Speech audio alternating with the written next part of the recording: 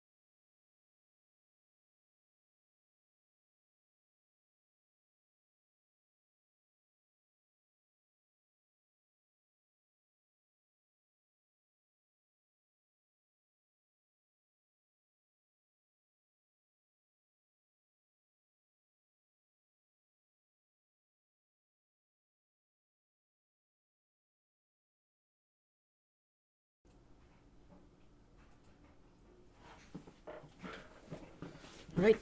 Sorry about that. It's stuck here because it's 4:30. Oh my gosh. Wow.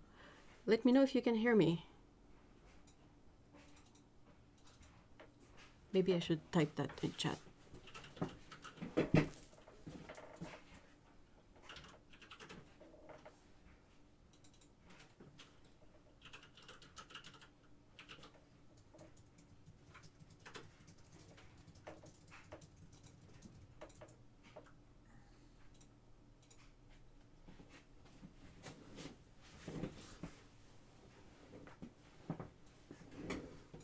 All right.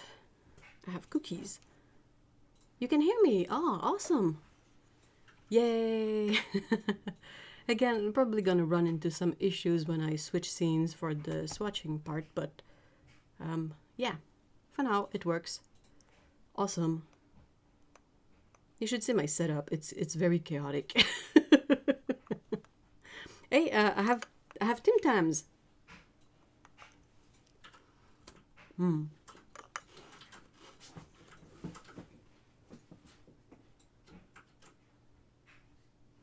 Tu veux pas me brancher mon micro? Tu dirais, ASMR. Est-ce que mon cliquetis de clavier ça dérange? Non.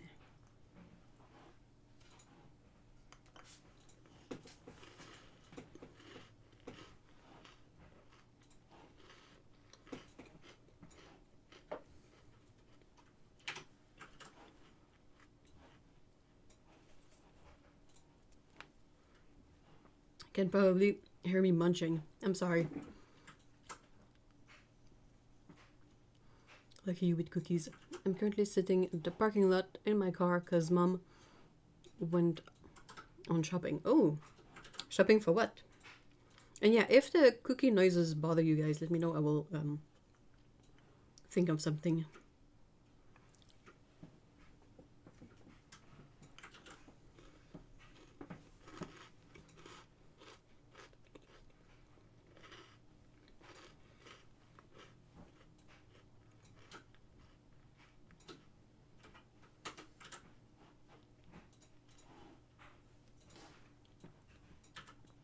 Make sure to check out the poll that's in the chat.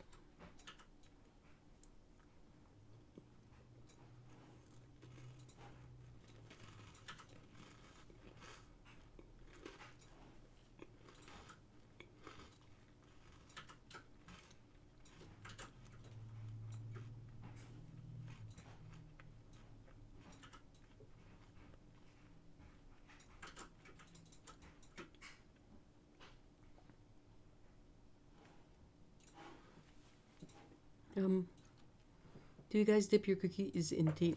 I don't, but when I have Tim Tams and a good coffee, I like to do the Tim Tam slam. Des opinions? Ask your mom to get you some. Mom, get me cookies.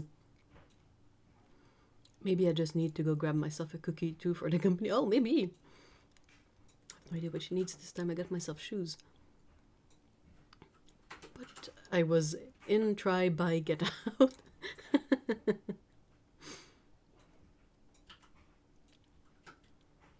Oh, I'm sure it's good. I just don't really have, like, it doesn't happen often. By the way, hi guys, hi everyone, hi, a watercolorist, Amy, Lana, and Harukaze, hi, hi. We call cookies here biscuits. It's their name in French too.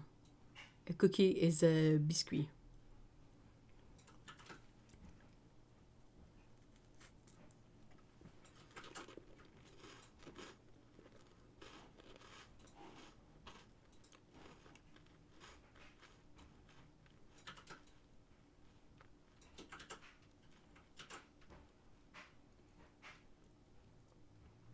Cookies here are all too soft, but I would dip oven dried bread.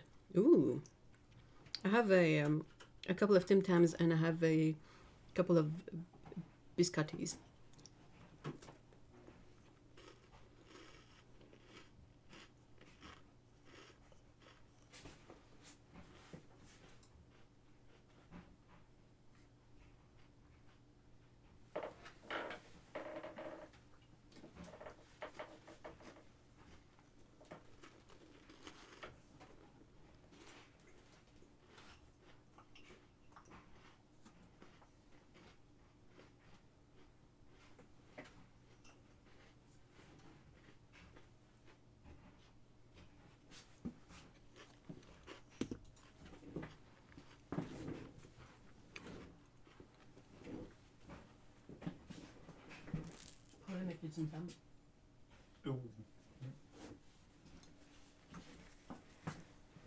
Dang good cookies.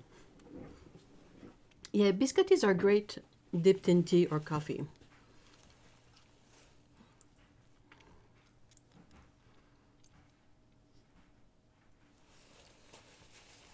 Usually hot milky tea and a Scotch finger.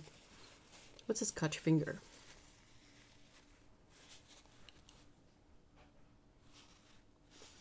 I can go for some cookies, shops nearby. But I got way too comfortable in the car.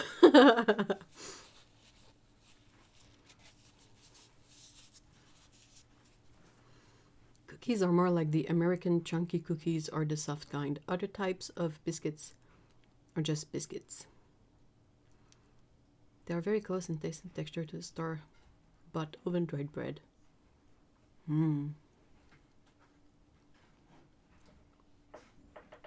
It had raisins in it. Ooh.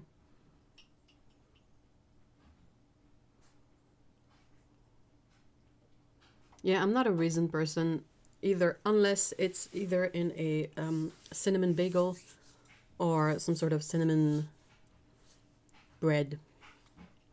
But they're not my favorite. Like, if I happen to lose a raisin in the process of toasting it, I won't pick it up.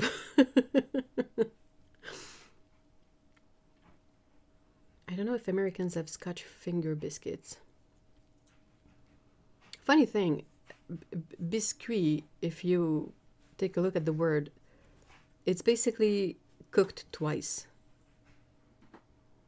Which really works for biscotti because they are cooked twice indeed. They're hard to describe. I can't really... I'm gonna have to go check out the bowl.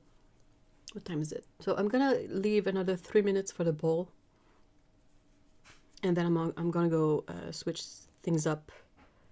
And I'll be able to Google Scotch fingers.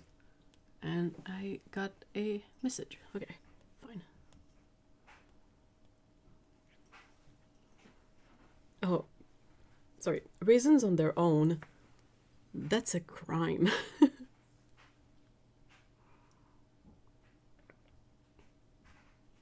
I like panettone with raisins. That's basically a big brioche, right? Number 1 and 5 are equal. Oh my gosh. We need a tiebreaker. And I need to set up more stuff that I just realized.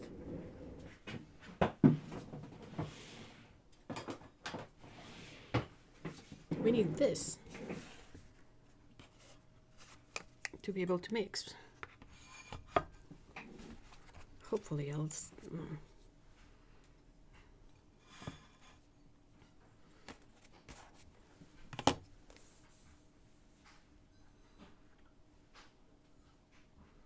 So I prefer a variety with many different dried fruits or with chocolate chips.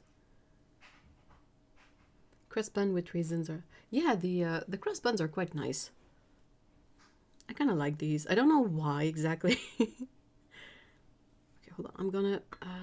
what could I do to make this a bit better? Okay, sorry. I'm gonna move the camera, so look away for a sec. Hopefully it won't be too weird. Raisins and chocolate is actually nice. You know, it's my stance with raisins is that why get raisins when you can get like cranberries? Not that I'm a huge fan of cranberries, but in every recipe with raisins that I've seen, if you sub the raisins for cranberries, it kind of improves the appreciation of the thing, just a little bit. Like chocolate covered raisins, okay. Chocolate covered cranberries, ooh. We have some artisan breads available here that have what is it? It's nutmeg, pecans, and cranberries. Oh, is it that one? Non c'est quoi c'est? Muscat, pecan. No, that one has maple, I think. Oh, I don't remember. I think it's maple, cranberries, and pecans. Anyway, it's good. And I feel like if we had cinnamon bagels with cranberries in there, I think I might like them better than raisins. Though I think the most tasty one would probably be to have dried blueberries in there. That would be great. I like blueberries and cinnamon. Or apple. Apples! Why raisin? Oh no. Oh no. I prefer chocolate with more soft filling, like praline or... Oh, I love... actual praline is amazing. It's so good. The chocolate I know with raisins are the rum and raisin from Cadbury. Is that any good? Good evening from Denmark. Hey, Lise. Hi. Hello, hello. I love chocolate covered dried apricots. I don't think I've ever had that.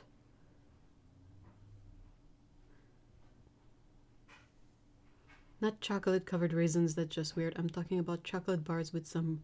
Well, I mean, how is it any weirder than chocolate? For me, the chocolate bars with raisins in them, that sounds weirder than chocolate covered raisins.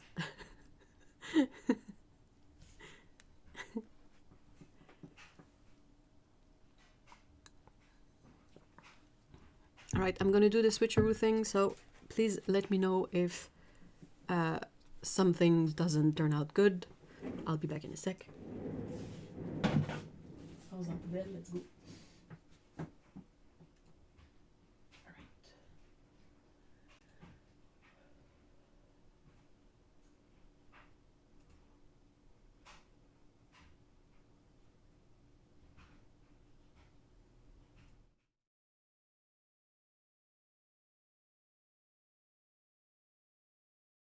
Right. Oh, oh, je peux le sport.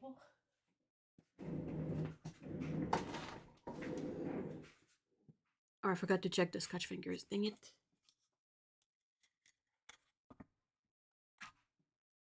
I forgot to check the winning.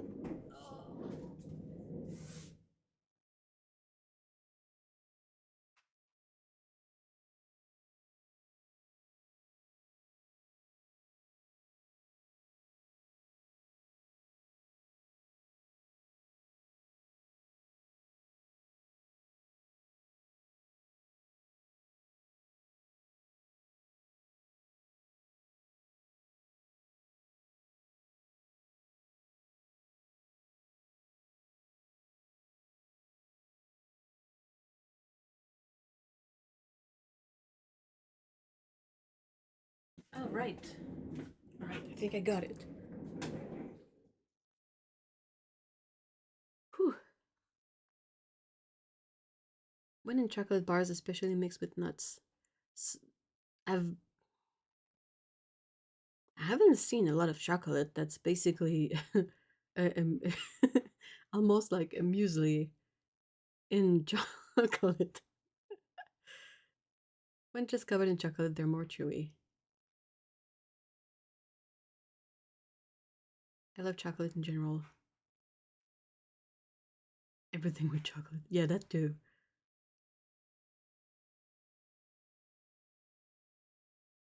And I'm getting really hungry with all the food talk. Oh no! Hey, Fire Cloud, hi! Alright, so I'll grab these 3 colors, set them up. I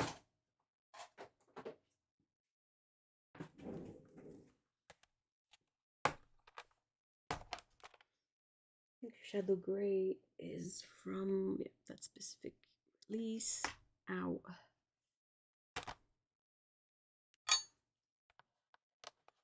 Then what? Carmine and Gamboge.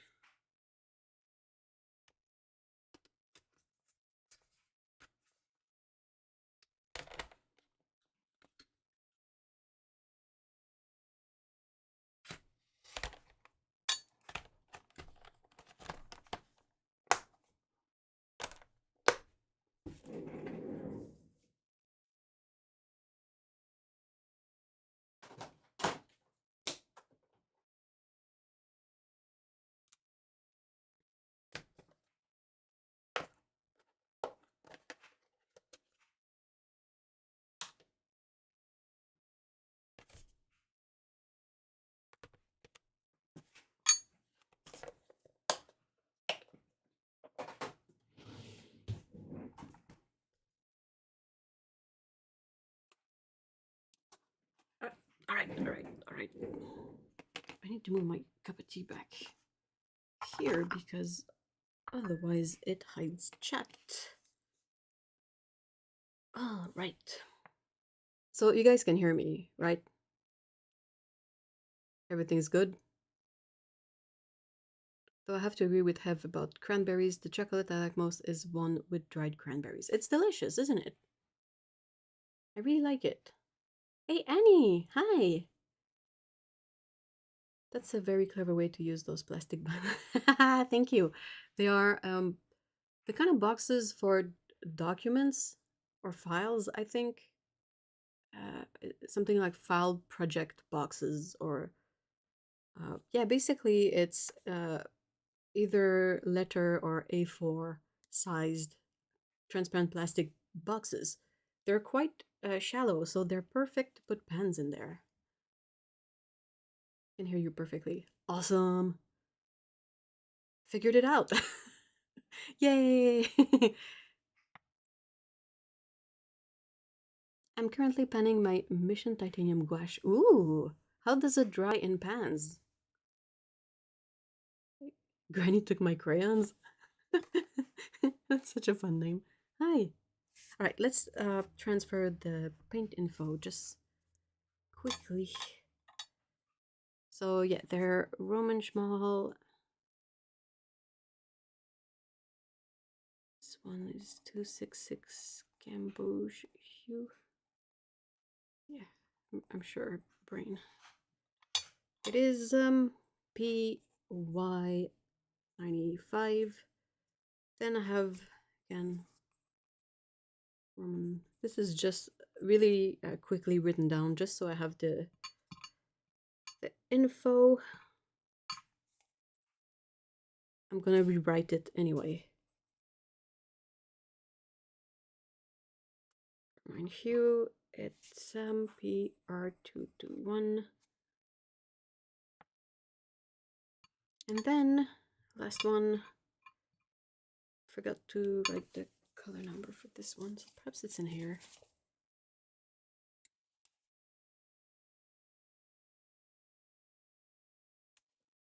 Shadow gray, shadow gray, shadow gray. Is that it? Shadow gray. 259. This one has quite a few pigments. PB29, PBr7, and PV19. All right, that's all good. Now I need a bit of blue tack. I'm gonna stick them in.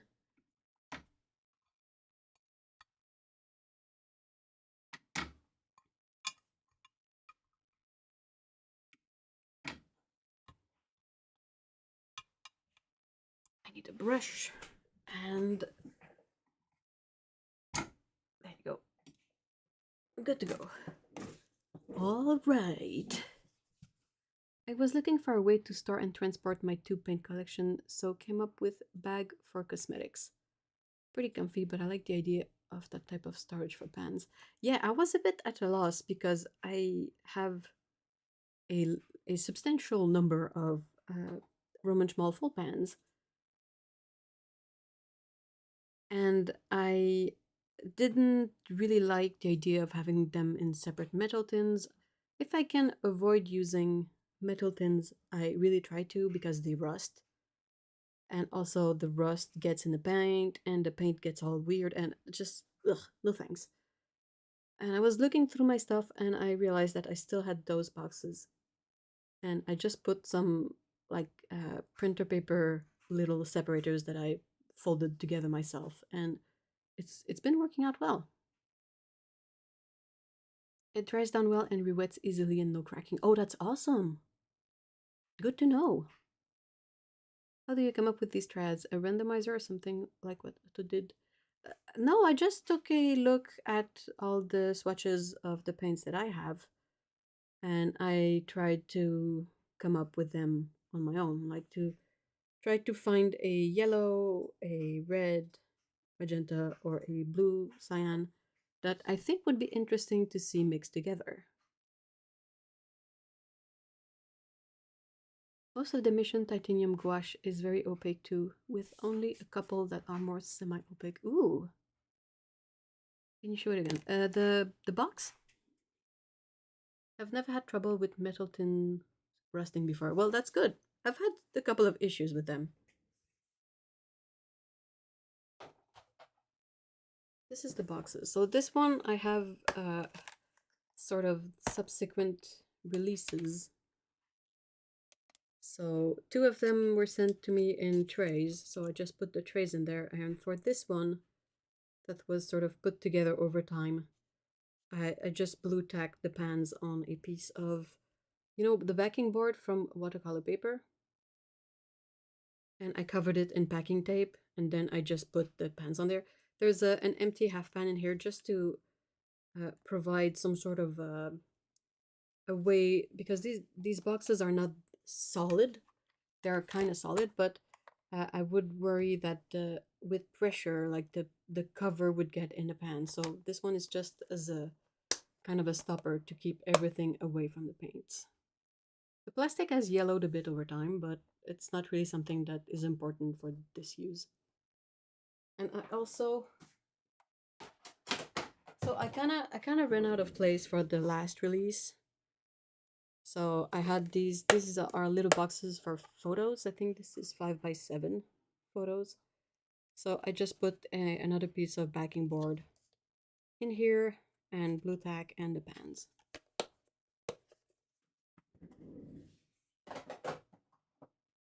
I have a few sets that are in metal tins like this one.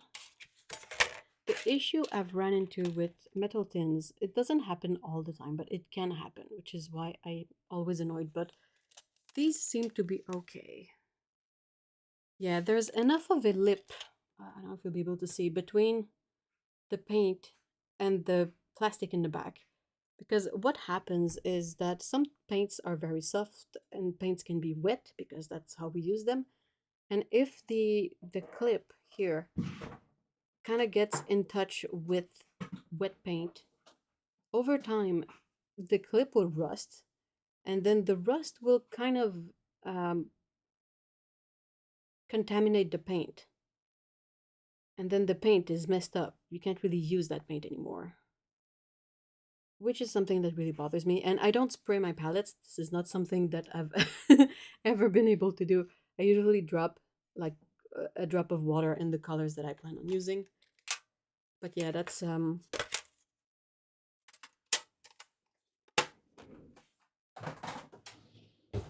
where my brain is at on this stuff. Oh yeah, and hold on. I only have 2 of these document boxes.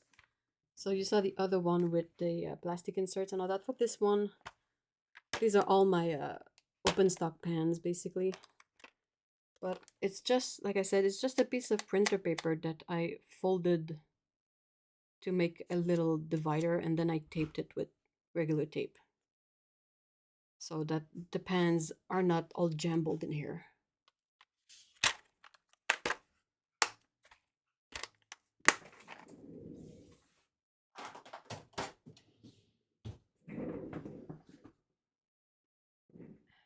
You have a good eye. I can seem to create a good triad.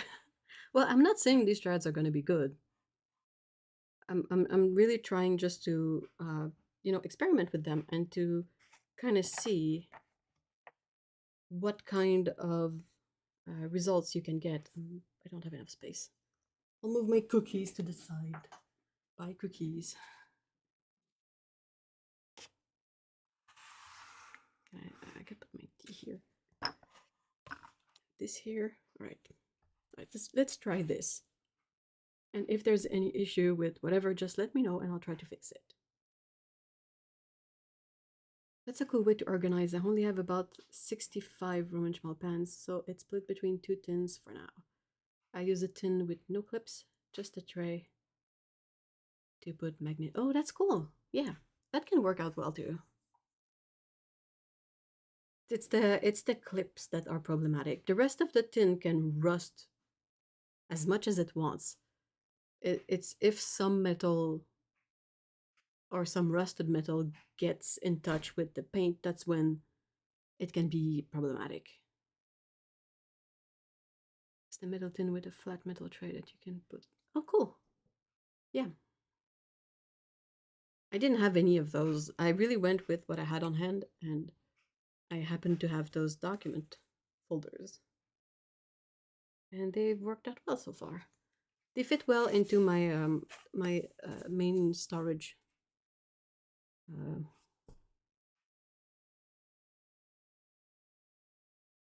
Hold on, I'm trying to translate the word. Furniture? A desk. A desk? I don't know. But it's one of those IKEA Alex storage furniture thingy with the flat drawers. So they kind of fit well in there.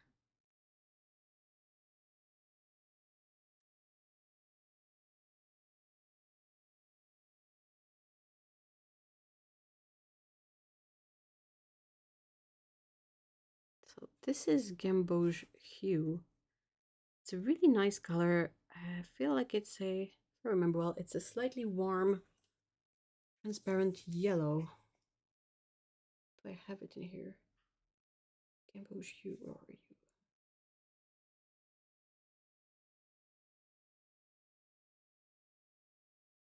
It's not in the chart. The chart is outdated in comparison to, unless it's elsewhere. Doesn't seem to be. Welp.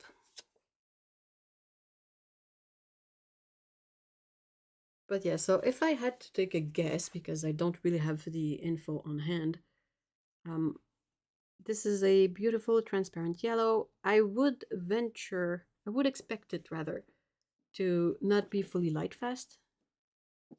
Because if it was a transparent light fast yellow, it would be everywhere.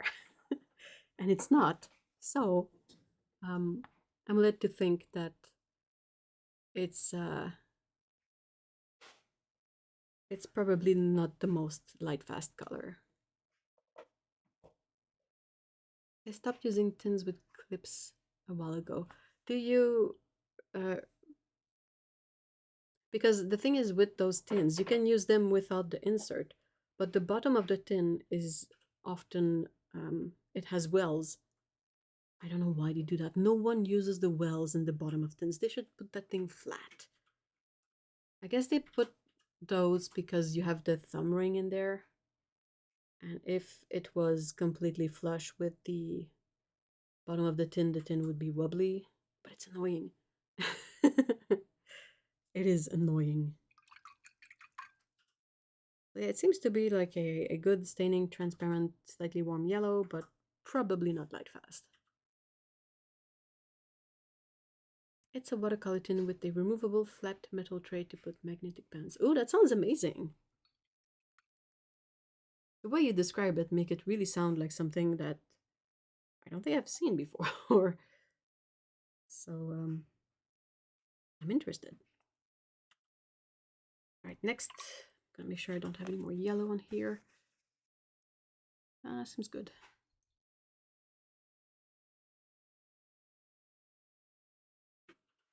I see the standard watercolor tin without the clips. It's just difficult to find one that has a flat bottom. I don't know why.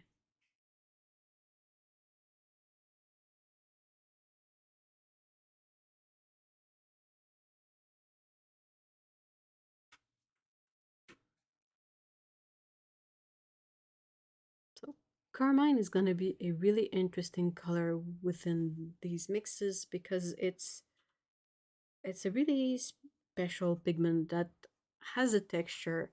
It's not granulating really, but it kind of flocculates, meaning that the particles of the pigment, they will stick together.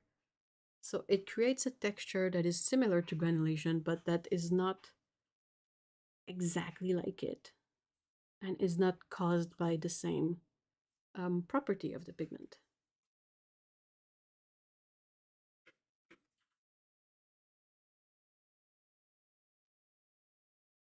It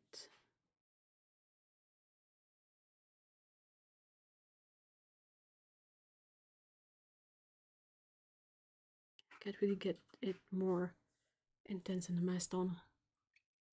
That's it.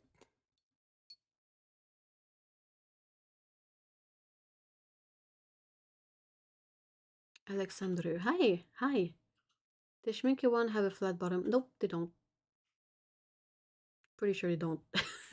Hold on, I think I might have one nearby.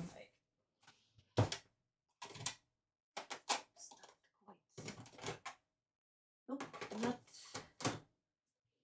I don't have a Schminke 12 pans one, but none of them are flat at the bottom.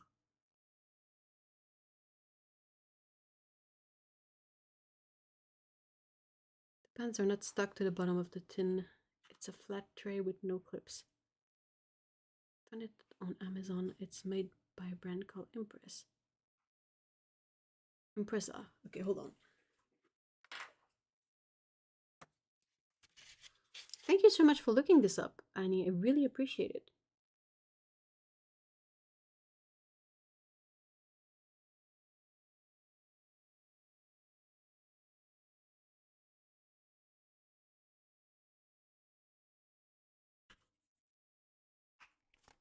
I'll have to check that out.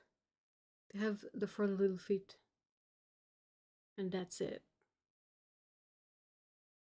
The Schminke one? I don't think so.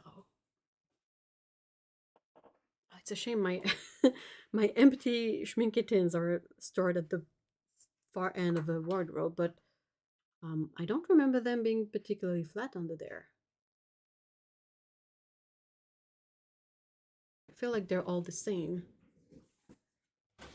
I have a 12.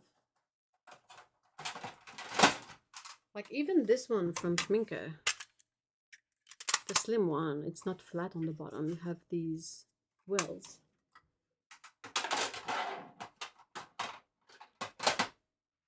Sorry for the noise.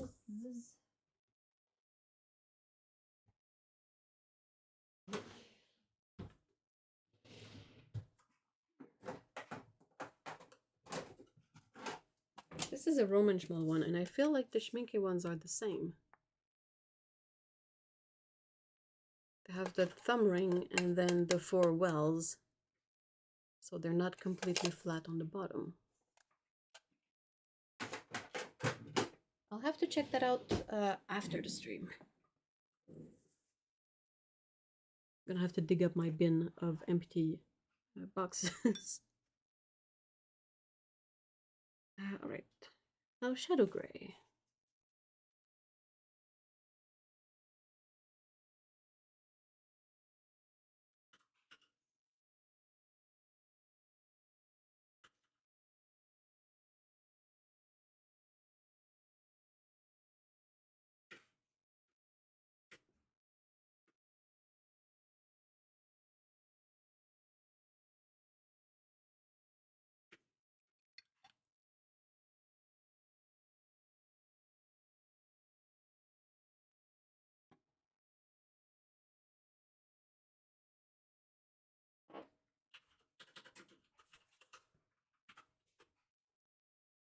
No problem, I just ordered 2 more, but they were sold out for a while. Yeah, I mean, I can see why. That seems like a really clever design.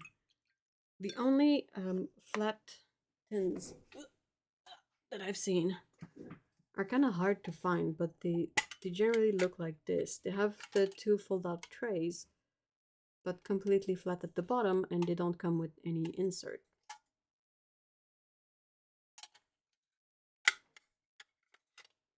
I think Schminke is one of a more square shape. Maybe, but I don't think so. I've had in my hands just about every model of tin from Schminke.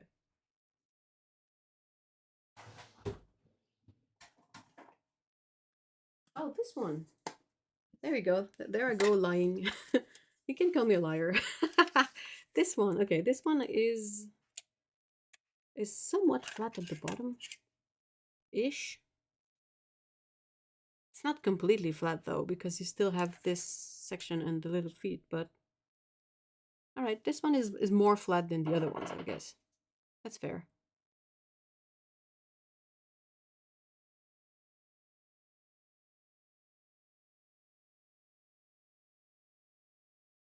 You can also find slim tins called Jazz tins on Jackson's. I have a few of those and I just removed the plastic insert. I like them too. Oh, I think I see what kind of tins they are.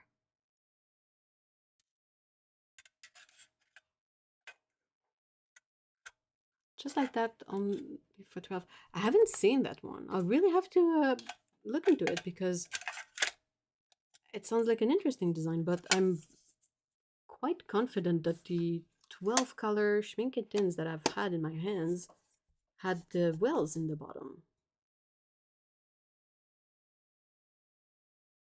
But who knows? I might be wrong. It's just way too deep in there.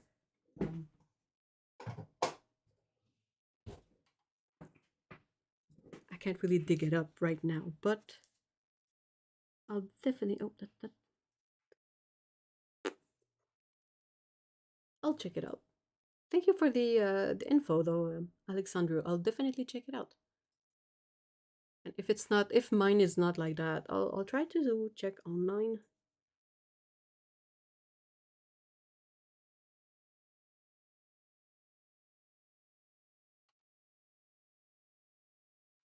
Yeah, it's like that tins, but it has a flat removable tray. Comes with 48 half band. Ooh, that's clever. I use my watercolor tins to transport my new color. Oh, that's a good idea. That's a really good idea. Welcome back, a watercolorist. And hi, Hippopotamus. I don't think I said hi. But hi. It's the standard 3 well top. You can look afterwards. Yeah, I will. I'm pretty sure I have one of those. In my, like I said, in my big bin of empty tins. Pretty sure I kept one of the Schminke 12 color tins, but it's not in use at the moment, so it's in sort of in storage. What are the paints? I can't read the pigments. They're on screen. Do you want to know the pigment composition or just the name of the paints? Because I put them in the corner somewhere there. But I can read the pigments if you want to.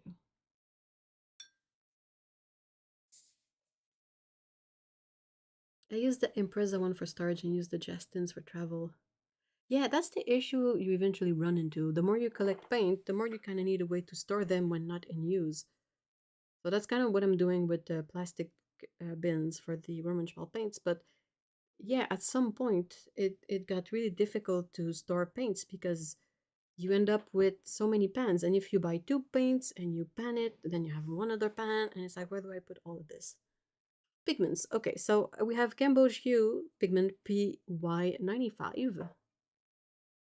Then it is Carmine Hue PR221. It's making really, I don't know if you can see just how funky it is. It's not gonna zoom properly. Like it's not gonna focus if I bring it too close. But can you see the way it separates? It's like there's sand in my paint. It's really cool.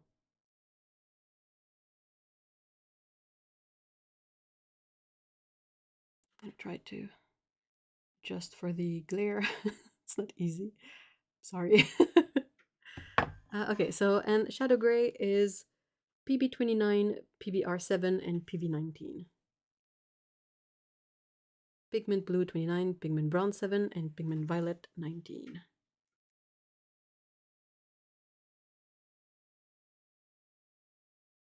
This is a really special color. The Carmine, I mean. I was busy fighting back thorny vines and ooh, who won? Did you win or did the vines win?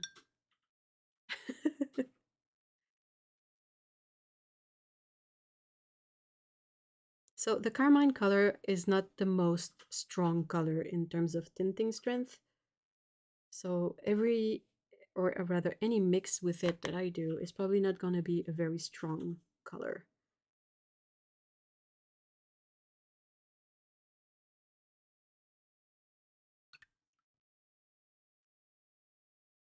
The yellow has a whole lot more tinting strength, so I gotta be a bit more careful when I mix with it because it's gonna overpower stuff really easily.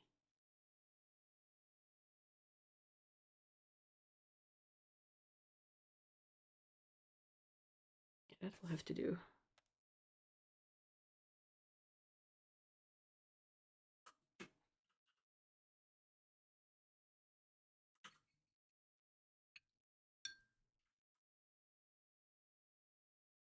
Is PR95 reminiscent of PY150?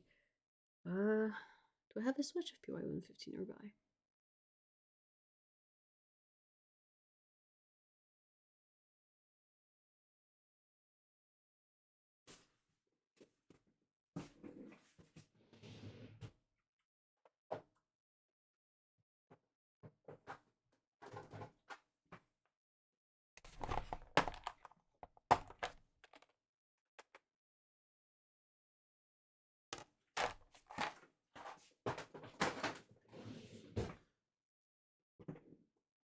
I think the PY150 is gonna be sort of appear a bit greener in comparison, but I'm not sure. So let's. It is such a strong color.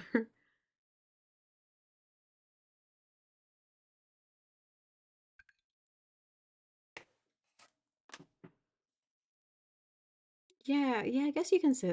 I hope you can see the difference.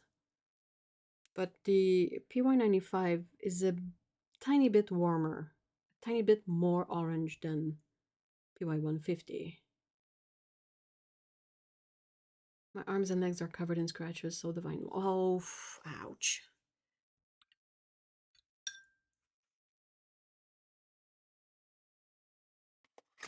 Here, I'm just gonna put this one here.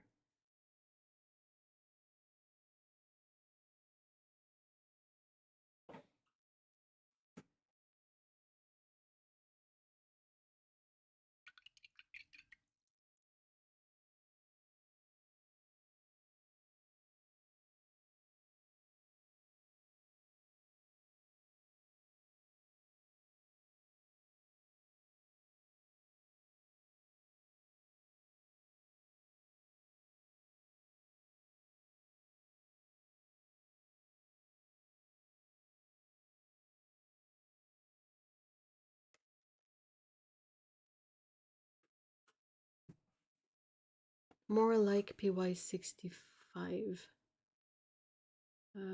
I don't know off the top of my head. Hold on. Do I have it on the wall? Kind of a warm yellow, isn't it? I don't have it on the wall.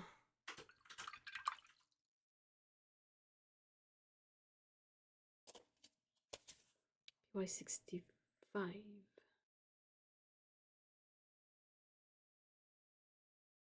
Hansa Yellow Deep. I don't know if I have Hansa Yellow Deep.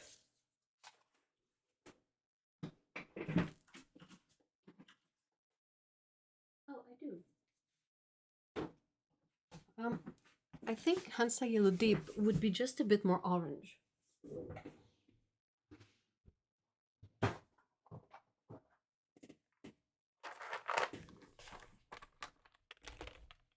This one, yep.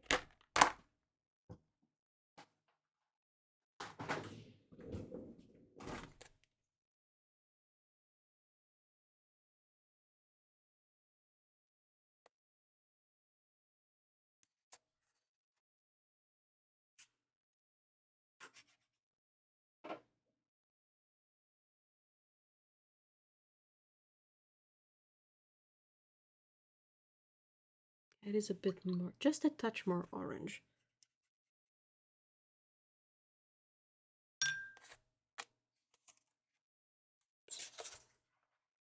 I'm gonna see. It's about in between these two.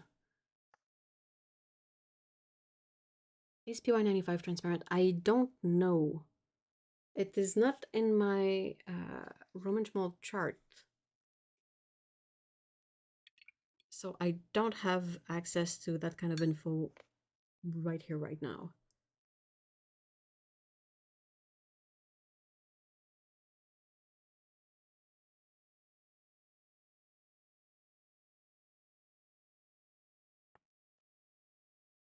I went to work once with my arms covered with scratches from the rose vines, and my colleague asked if I got some spicy kitten. Aww. PY150 and PY129 behave similar. Yeah, they do. They're both transparent. They're both really high pigment load colors, but the 129 is a bit more green, just a bit. I wish it was kittens because the rose vine scratches. Oh, so itchy. Are you allergic to it?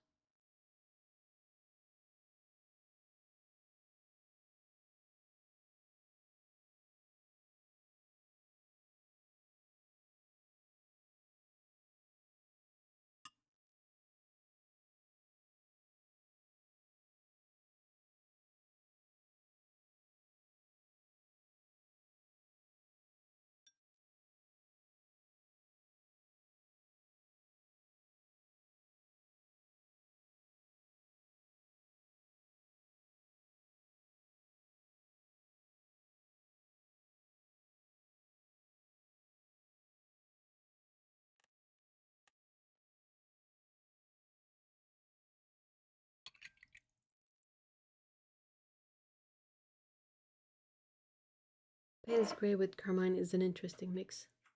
Did not expect that brown. Payne's gray. This is, if you talk about my mix, this is shadow gray. It kind of looks like a Payne's gray, so yeah, I get that. But yeah, it's a very muted kind of, kind of a bruise purple, kind of.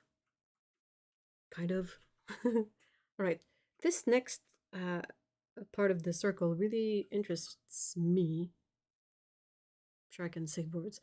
Because both colors are quite strong. The yellow is quite strong and the shadow gray is also quite strong. So I think it's going to be interesting what kind of sort of green color we can get from these two.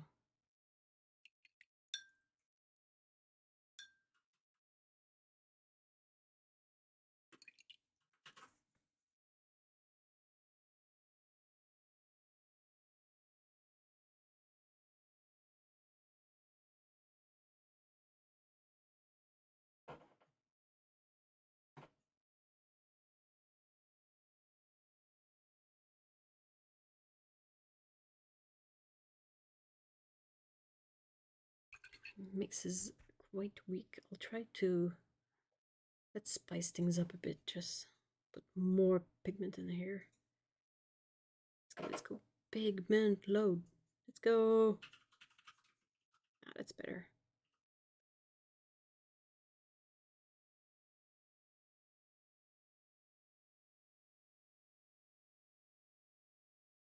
Very muted, deep olive green.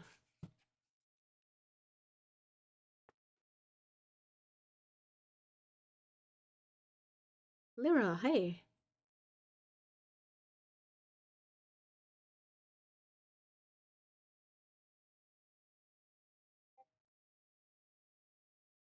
Yeah, that's basically it, Lyra, is that we've got our daylight savings a couple of weeks ago, so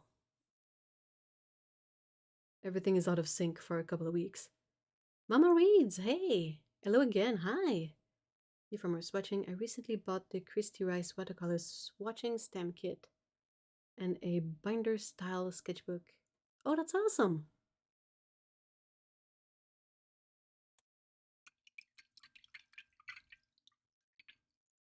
I tried a bunch of different ways to organize my swatches, but in the end, they all proved to have one big flaw. And that flaw was that they were kind of really time consuming to keep up to date. So I would never do it, and then they would always be outdated, which is not exactly useful.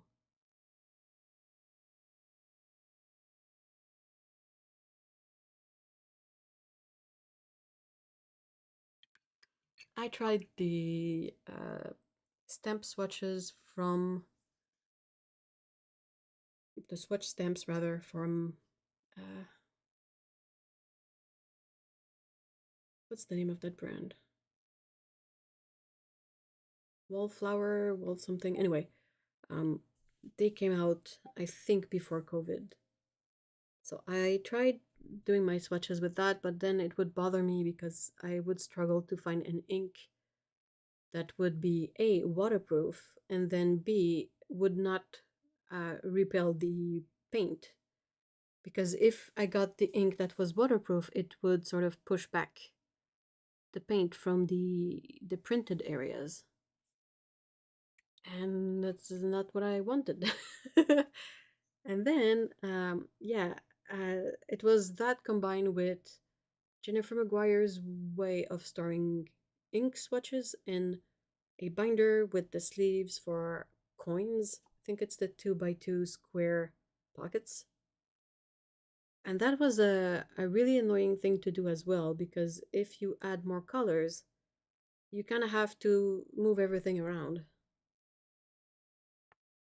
So I would never do it, and then all my swatch organization would be out of date relatively quickly. It's the issue if you have like too much paint, I guess. Looks like Roman Schmal is the only source of single pigment PY95.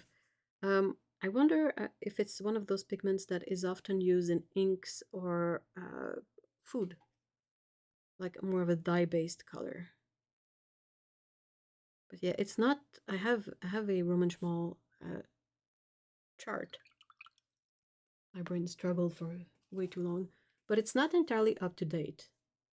So some of the more recent releases are not in there, and yeah, Gamboge is not in here, so I can't see light fastness info, transparency info, which is something I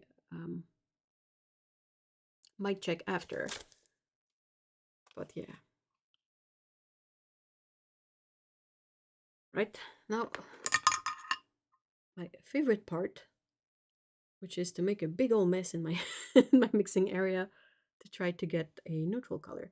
I feel like this one here, the mix that is a lot of shadow gray with just a bit of Gamboge hue, is almost completely neutral. But I'm curious to see what happens if you make a big mess of everything in here. Oh, why? My cat has opinions.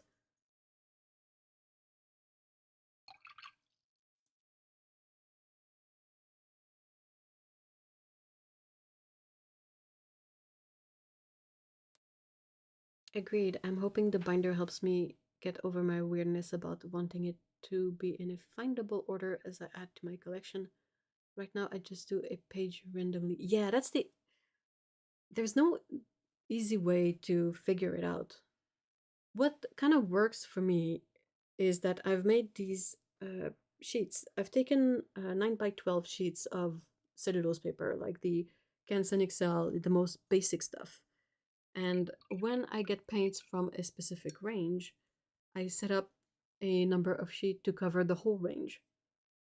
If a I'm trying to think how many squares per sheet does it end up. It's about 1.5 squares. I can't math. Anyway, let's say if a range has 112 colors, well, I make sure that I have enough sheets, enough squares for the whole range, and then I label everything. And what I do is I paint in the colors that I have.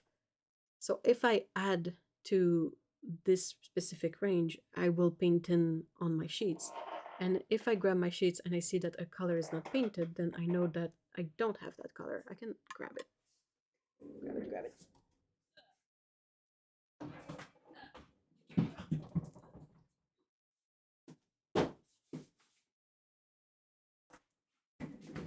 Sorry. Roman Mall is a good example of this setup because they've added colors to their range over time. So when I started, it was basically 4 sheets. 1, 2, no, 3. Stay there, you. And yeah, so it's 6 by 8. Yeah, math. Is that 1? Yeah. So that's a bunch of squares. Sorry. I can't math today. And I've written down the info on the paper, like color name, color number, and then it's a tracing paper or vellum overlay with pigment info. But yeah, you can see the squares that are blank, these are paints that I don't have. And I know that the squares that are painted, these are the paints that I do have. So that way I can super easily reference, like if someone asks, have you tried Roman Schmal's PR170? Well, I can see right here that I don't have it. So I can say, no, I don't have it. And then when they added more colors to their range, sorry, what I ended up doing is just adding them at the end and adding new sheets as I need. And I will just mark with like little stars on the line, like where the new release starts. And then I just add all the colors. And then when the release is ended, I had more stars. And then another release, I added the colors after. And then you have some colors that came out on their own, like Autumn Green, Aquarius Violet. I added them there, and I just keep going like this. It's not ideal, but it works for me. So that way I can super easily reference everything. I can also see what was released when in the general timeline of things.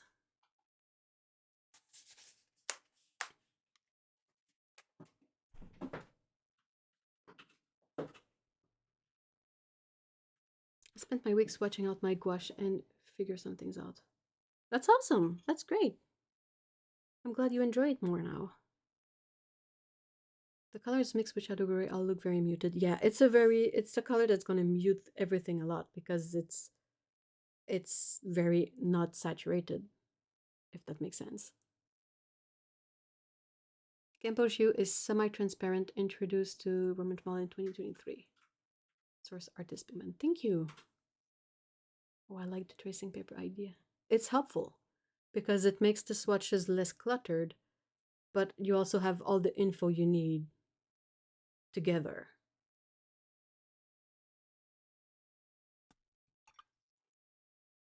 I need to...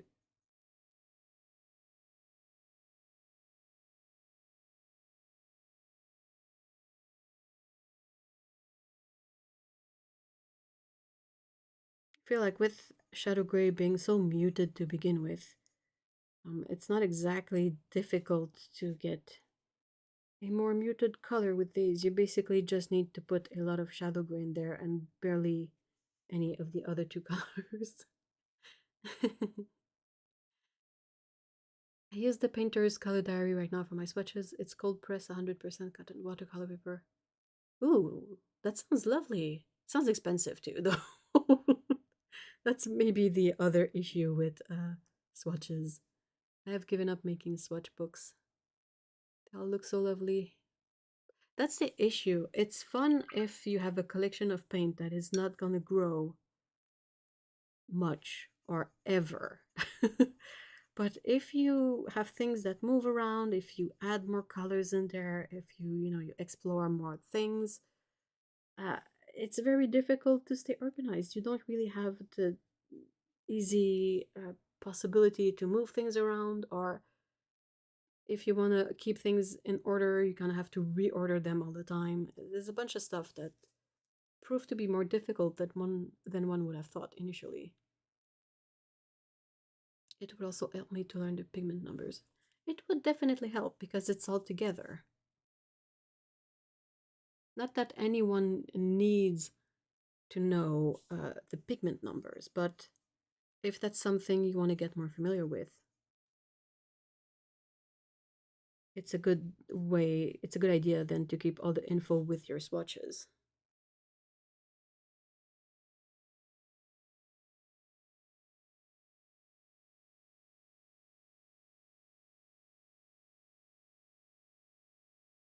I haven't seen what Christy Rice's stamps include in terms of info, but yeah.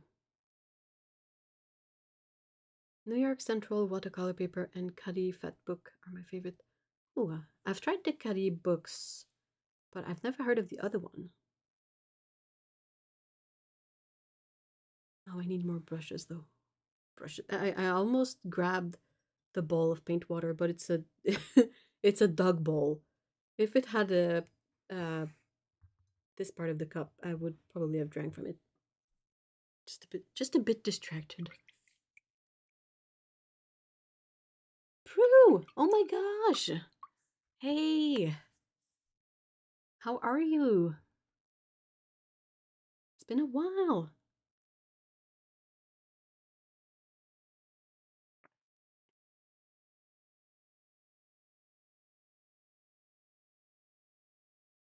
In the background doing aquarium and cleaning chores. How are the bunners? The Painter's Diary travel size was... Oh, really? For cotton paper? Hold on. Hold on a second. Painters.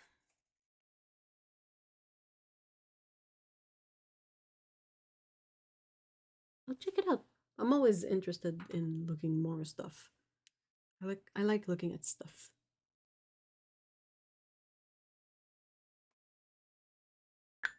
My tea is so cold.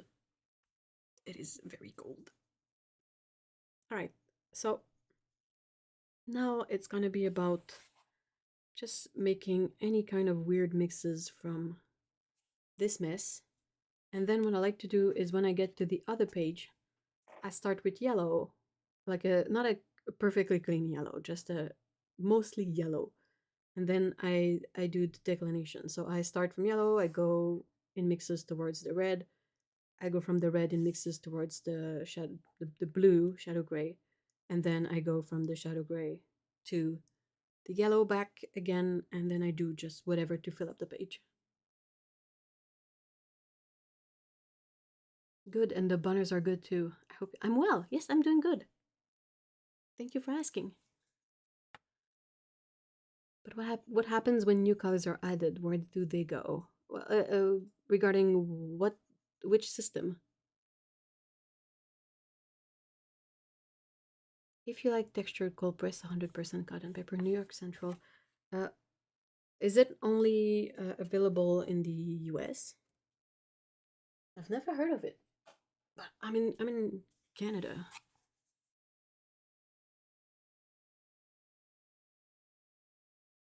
I don't know if it picks up on camera, but there's something really interesting that happens on the plate here. Can you see all the little dots in the paint? I think that's from the Carmine. And also the shadow gray that is slightly granulating, I feel like. And the way it just behaves on ceramic is really interesting.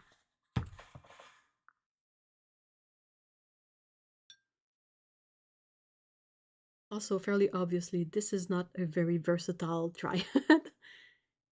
You cannot get, you know, everything from these colors. But if you want something that is really moody and kind of gritty, I feel like it works really fine.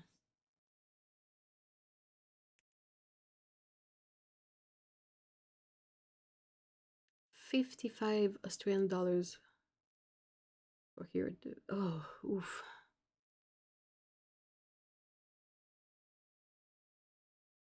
New York Central is on Amazon. I'll check it out. But yeah, sometimes like I check stuff available like on Amazon US, and then I check the exact same item on Canadian Amazon, and it's like 3 times the price. And I'm like, okay, well, not today.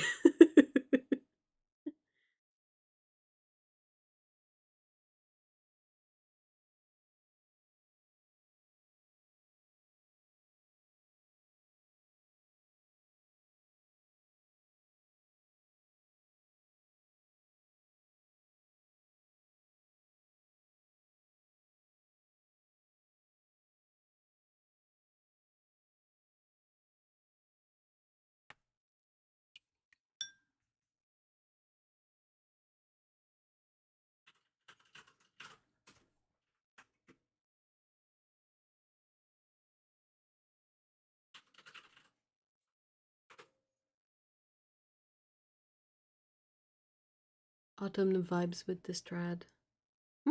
Yeah, true.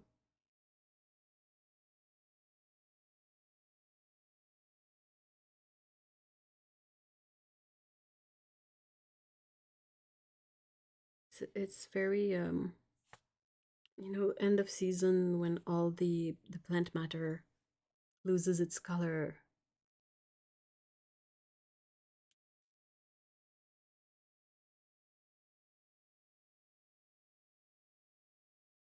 How does the Roman Schmal Shadow Gray compare to Schminke's Shadow Gray?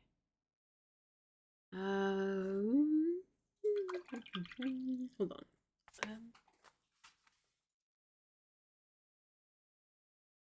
So you can see the Roman Schmal one here. It's not the same pigments. So that's the first thing that is quite different. But the Schminke one is more blue, less muted, less gray.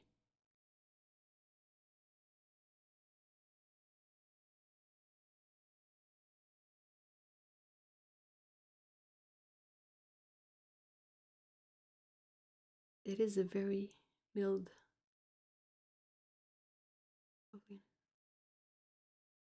Oh, yeah.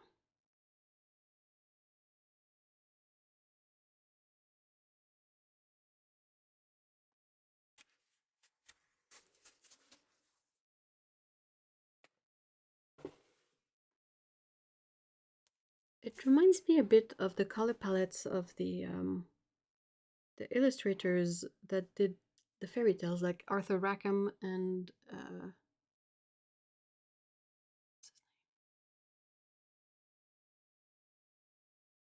there's 2 of them. But I'm completely blanking on the second guy's name. Dulac. Edmund Dulac. And Arthur Rackham. Yeah. Their work had this kind of general palette. What is the darkest hue we can make here? You can get almost a good neutral just by mixing the shadow gray with a bit of the yellow, which are the 2 more strong colors of this mix. The Carmine is really weak in tinting strength. So if you want to get a really dark, deep hue, it's probably best not to include any of the Carmine in it, or barely any of it. Because you can go quite dark, but don't think it will go to, you know, a deep black.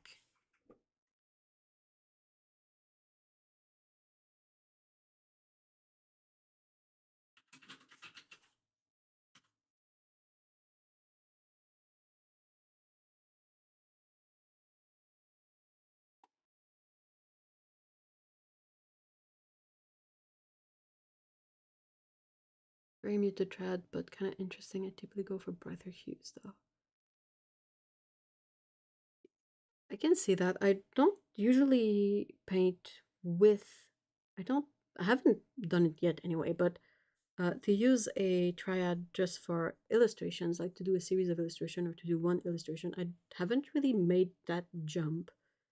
I mostly do these for kind of research, just to figure out things, and it's like practice. So it's mixing practice basically. And I've done quite a few in this book already. But yeah, they're like, I'm not limited. I just try to mix colors together that I think are gonna give me something interesting. And they can be bright, but they can be muted. They can be just about anything. And it's a good way to learn more about your colors and how they mix, how strong they are, and that kind of stuff.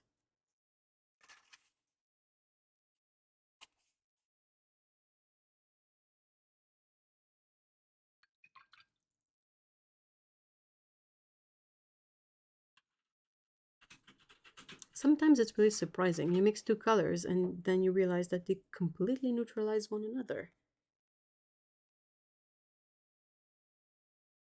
I do love mixing practice. Yeah, me too.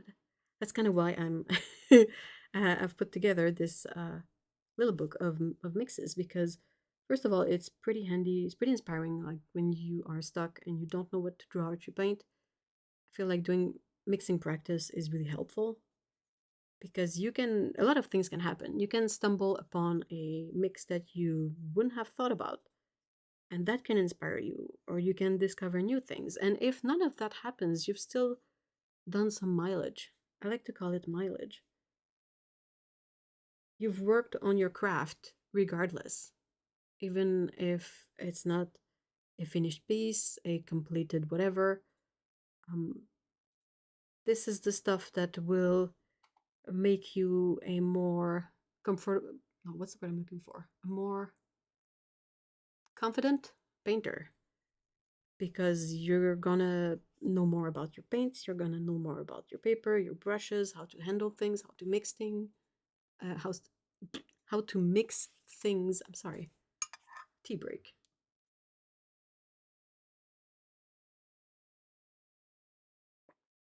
Triads are just so relaxing. I love doing them when I'm overwhelmed or tired. You can do them almost with a completely shut off brain, you know, especially once you've figured out how you work your layout. Like, I had to figure out how to put the elements I wanted to paint in the page, like where I put my main swatches, where I put my wheel, and where I put everything. But now that it's done, you could almost do these with closed eyes, you know? They're not uh, skill consuming, or skill, how can I say this? They're not taxing from a skill point of view. If you do a mix or a swatch that is ugly, who cares? That's not that's not the point, you know. But you still get to learn a lot about your colors, your mixes, the strength of some pigments, how they behave in mixes, what happens. Like mixing, I had a mixing page recently that was really fun to do, really weird at the same time. I did a chart of this one. I can't open this too much because it's wet paint, but you can kind of see this spread. So I wanted to test out nickel tungsten yellow after we've talked about it in the previous stream, because it's another granulating yellow. And I was like, oh, I didn't know that. And I want to try it out. I want to mix it with stuff and see what happens. And it was so interesting to put the mixes on paper, because they would color shift so drastically, especially like when I got to the purples and the brown. the color wet looked so cloudy and opaque and whatnot. And as it dries, the sort of opaque color gets more transparent, and the other mixer kind of comes through the transparency, and it's just really interesting. But it's not something I would have figured out if I hadn't done a page of mixes just for fun. And now that I know that it does that, if it happens on a painting, I know that I don't have to panic. It's fine, you know? It's okay. It's gonna turn out good. That kind of stuff.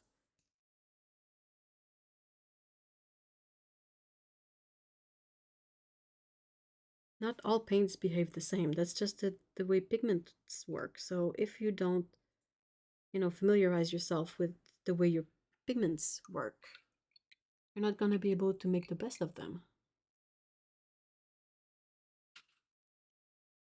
I love to swatch or practice mixing when I don't have any other ideas because I'm at least creating something. I've also been doing mixed media abstract. Yep, that sounds exactly like a super nice way to use this this kind of exercise, really. I just got nickel tungsten yellow last month and I need to play with it more. Yeah, definitely. If you try to mix it with purples, uh, it's gonna be trippy. As far as it can get trippy for us painters, um, most people would probably find us really boring at parties, but we're having fun, so that's good. Hey, Melissa! Hello! Finding a mix that I did not expect is so fun. It is really fun, and like some paint behaviors that you did not expect can also be really interesting.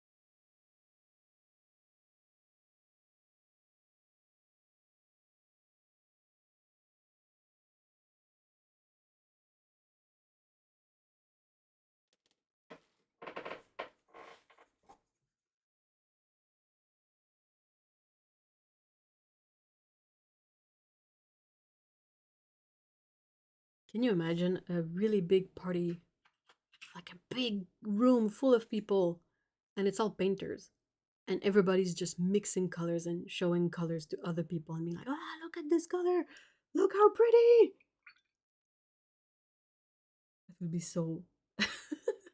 I feel like from within the group that gets it, probably have a lot of fun, but from the outside, it would probably look a bit weird.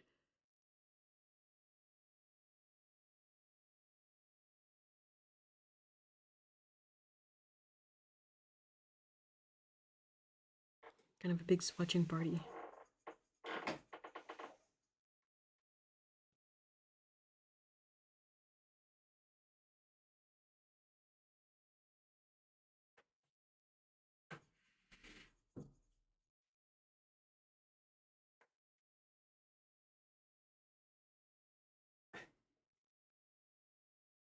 Le dumpling va tomber, hein.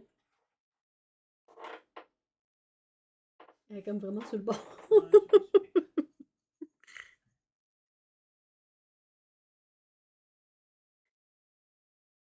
Ouh, ouh, ouh.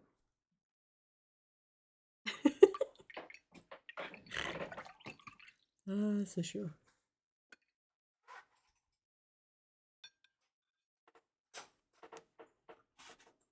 That would be so fun. It would be. It would be amazing. Also, sometimes we find our way to painting something or just getting inspired to paint. I often end up doing tiny horses. Aw. We'll share mixed recipes. Yeah.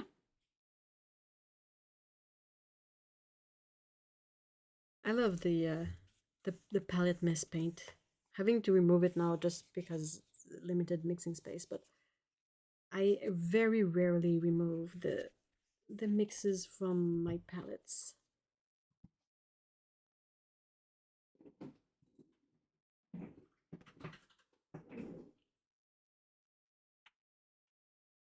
palette puddle. I like that. I prefer that to palette mud. I don't like palette mud. It's too confusing in my head because mud is something in terms of color. It's already descriptive. So if you call something else mud, it's not precise enough. Palette puddle, I like that. That's good.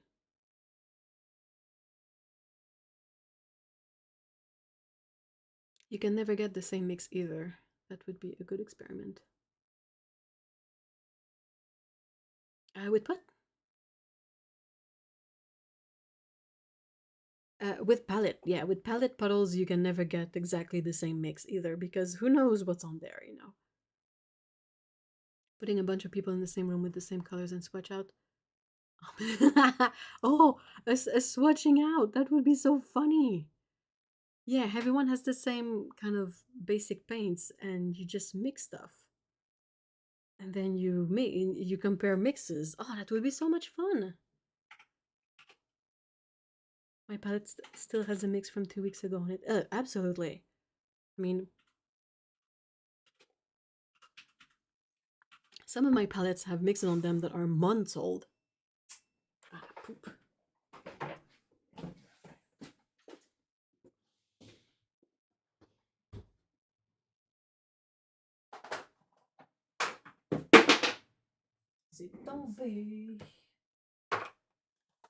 So this palette, I haven't used it in a while. It's still full of mixes. I'm not removing these. I always just, you know, find one that is close enough to the color that I want to make. And I start with whatever's on there.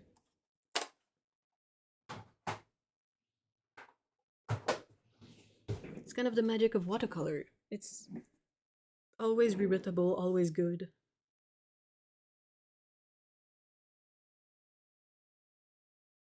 See, that sounds like a brilliant gathering to me, but I am also such a granular nerd. The more specialized the knowledge in the room, the better. To have a big, you know, kind of a big conference, a big TED talk, and it's actually just someone on stage speaking about quinacridons for like an hour and a half. Otto! Hello! Hi! Not a fart, paper towel. How are you doing? I'm awful about swatching leftover paint then. Yeah, that happens. At least, if it's within a specific set, you know that it's gotta be a mix of something in there. You know, it cannot come from outside this palette. But yeah, sometimes it's really difficult to redo a mix, and you're like, oh well. And I guess the pigment number with levels. Oh, that would be so funny. Kind of like a quiz show a bit.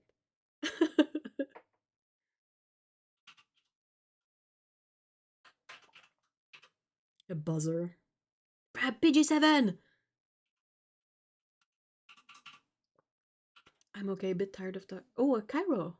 Did he set you up straight?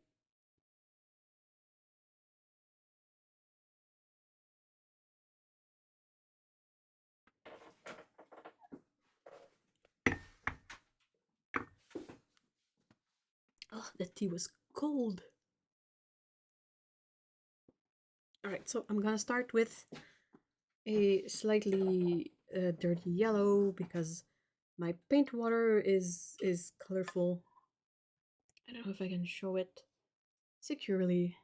This is the paint water. And I've removed most paint from my palette, but not completely, so it's still a bit dirty.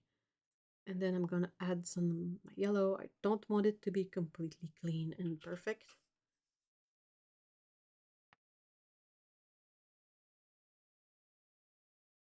Like a spelling bee, but for watercolor. a a, a, a contest, or I don't know how to describe it, but you blindfold 3 people and you have them touch paper and they have to guess if it's rough, cold, or hot press. Oh my gosh, can you imagine? Yeah, he did. Oh, that's awesome.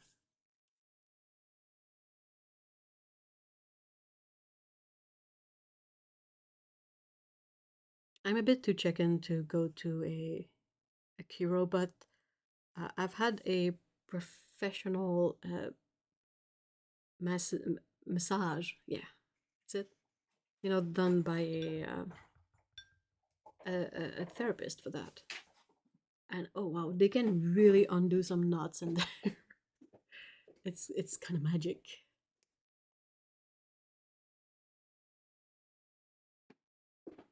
All three bummers? Do you call them bummers for real, or is that an autocorrect thing? Prue. The three bummers. I don't like the sounds. Yeah, the ones that crack you up, I'm not convinced.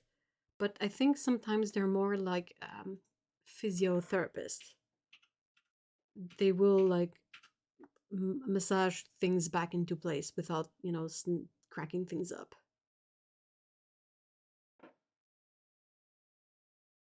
Ah, those that crack necks and whatnot is just terrifying. Terrifying. I have no idea how people manage to go in there and not panic. Oh my god! And sometimes they do alignments on babies. No. Nope, nope, nope, nope, nope, nope. Did I say nope? Because I mean nope. Do not. Nope. Just nope. Nope.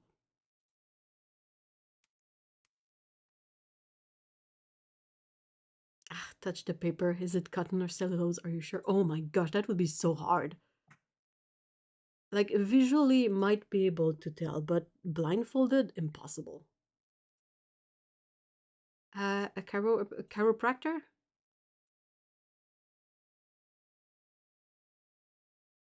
Thanks, it was a maintenance session. Oh, cool. Okay, that's good.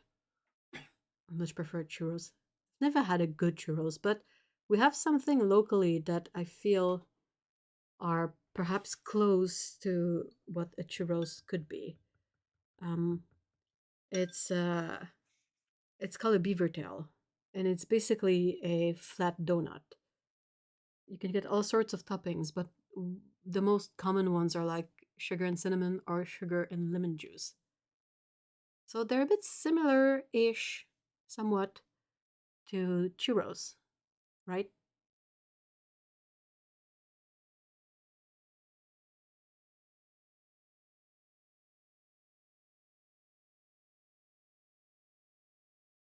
So I apologize. I was just saying your suggestion was better. Oh my god, Ev, Spain, Madrid. Okay. You had what? Please elaborate because I'm confused. um, there is a famous cafe that is open 24 hours a day and it has the most amazing churros that comes with this hot thick chocolate cream thing. You must. Well, aren't churros a South American thing?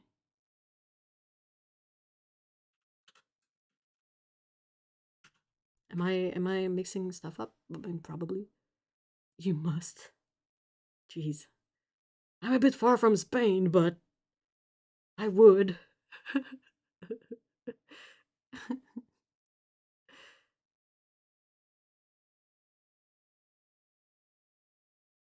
I call them bunners and the bummers and all sorts of other things. I call bitten bibimbap too. Oh, that's a good nickname. Especially if you have a bappy bunners. That's so funny. Yeah, I finally managed to, you know, pick up some of that Carmine color, and now it's almost like too strong for the next step in this color evolution. That's fine. I can walk it back a bit by putting more yellow in it, and doesn't have to be a perfect progression. It's just about, you know. Nope, nope. Have you seen the one? Oh, with dogs, with pets. Ugh. Don't crack anything. It's not good. Not good. Oh my gosh. It's not supposed to crack. Don't crack it.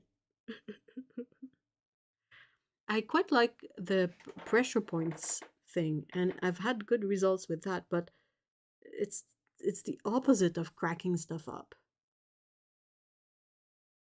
It's like finding something that is stuck and using pressure to try and alleviate the fact that it's stuck. I don't care where it originates from, go to Madrid and eat the churros. Yeah, churros are like long donuts, right? Yeah, exactly, Melissa. That's the thing with physical therapy is they find the painful spots and they massage it, but it feels better after.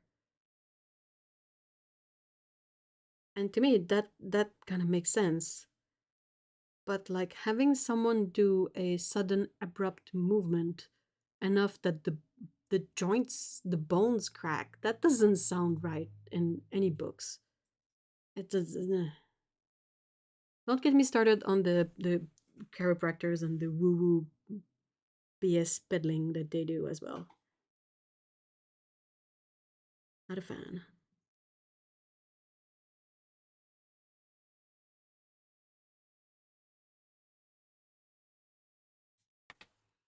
Sorry, I'm off screen. How can I be? I could perhaps do these upside down. Just have to be careful not to put my arm in it, but at least you'll be able to see, right? There's some really interesting texture that goes on with the Carmine. It really looks as if I had a bit of super fine sand in my paint. And it makes for some really interesting stuff.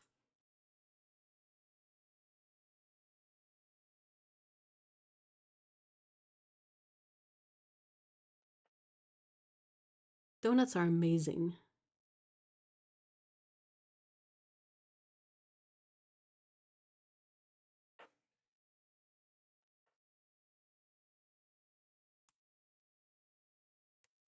I wish I could have it, but I'm on a diet. Oh.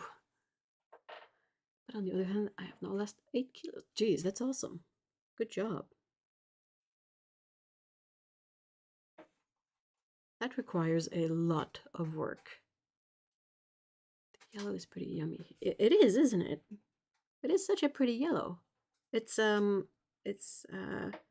Schmall Gamboge hue. I know you got in a bit late, Prue, so I don't know if you saw my little colored thingy in the corner, but pretty amazing color.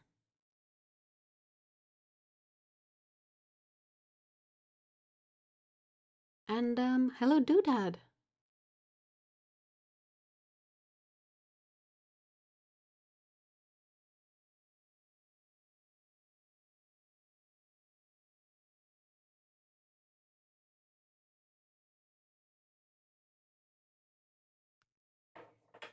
Kilos is hard to lose, dude. Understatement of the everything.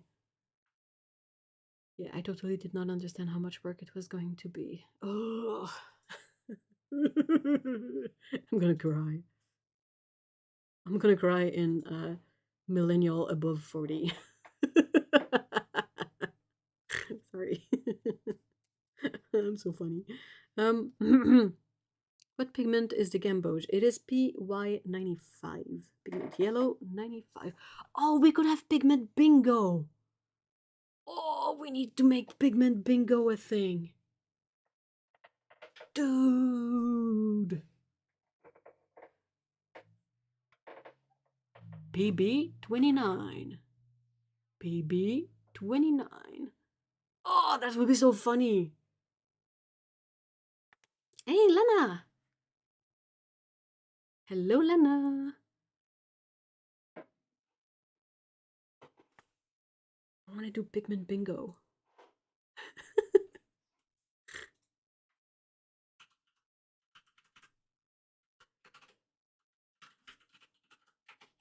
How amazing would that be?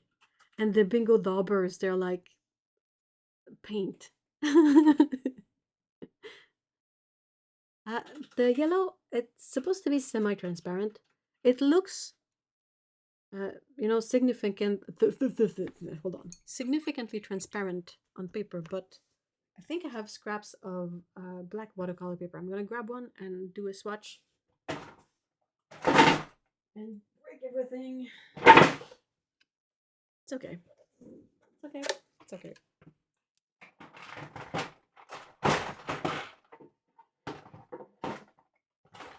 All good. Sorry about that. Scrap of black watercolor paper.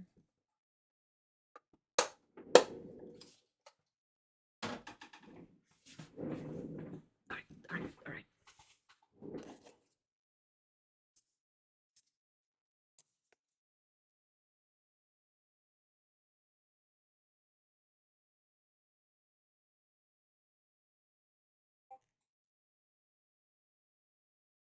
I can see why it would be semi-transparent. Kind of makes sense. It's probably going to dry a bit more transparent than it looks at the moment, but I'm just going to put this here to let it dry.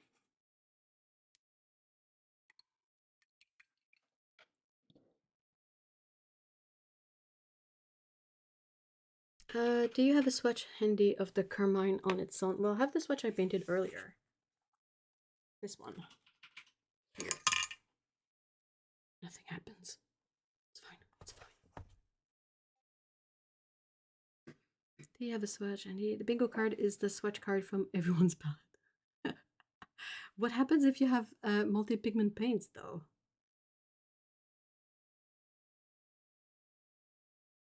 Hey, Marlene, hi!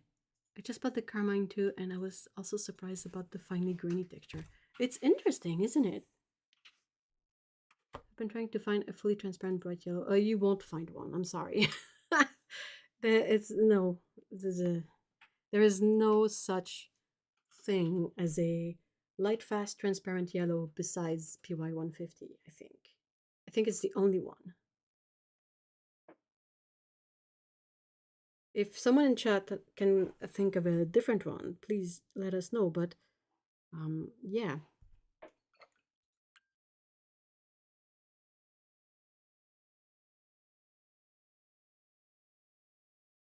Cake rich week. I baked a chocolate cake on Wednesday, I think, and today we went to a farm shop because we found one. Ooh.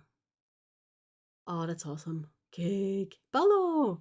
Hey, Paulo. What a great marketing give cake. I mean, it would work on me as well, to be honest. And we want to get bikes so we can take the bike tour. Yes! Bike everywhere. Bike, bike, bike, bike. I'm sorry to do that, but yeah, that's the thing with the yellow paints. They're not the main color for granulation and also transparent light fast colors. Ugh. You're gonna have a whole lot of semi-opaque, opaque, semi-transparent colors that are completely light fast. That's fine. But granulating yellows, they're a bit more tricky, and also transparent light fast yellow also tricky. I don't think PY110 is completely transparent, is it? And PY129 is slightly green, so it's not always a good pick.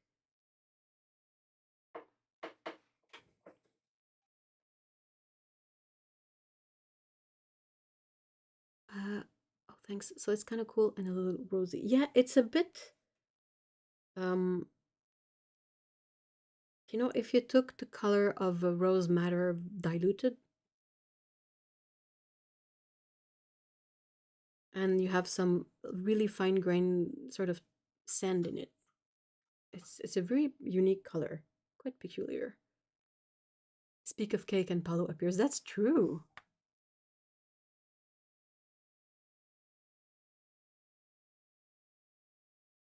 Kimberly Crick puts PY150 and PY175 on her list and claims them both as transparent. I'm not sure about PY175 personally. In my head, it's kind of semi-transparent.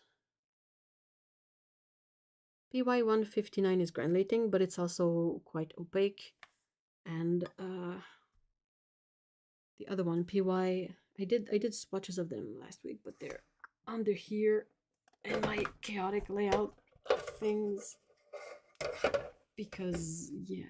Okay, so where is it? Where is it? It is somewhere. Oh, it's there. Yep, yep. So I was doing tests with these last week. So that's PY159. So it's quite semi-opaque. And this is PY189. And I would qualify it as opaque for watercolor. Really. They're both granulating a bit, but definitely not transparent. Not a lot of transparent colors granulate. It's not characteristics that have a lot of overlap. Yeah, PY150, but the person was asking about another yellow that would be transparent. I have the Holbein 175 imidazolone, and it seems transparent enough, but I haven't. Oh, I mean, I could dig it up and swatch it quickly, but perhaps you guys are tired of me like running around digging up stuff to swatch. It's up to you. It was such good cake. That's it. Rub it in our faces, Lana. For all of us that are cakeless. You're baking croissant. How's your lamination skills?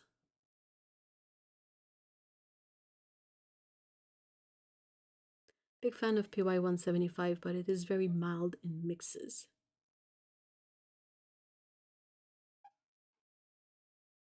PY110 is transparent in Schminke's line.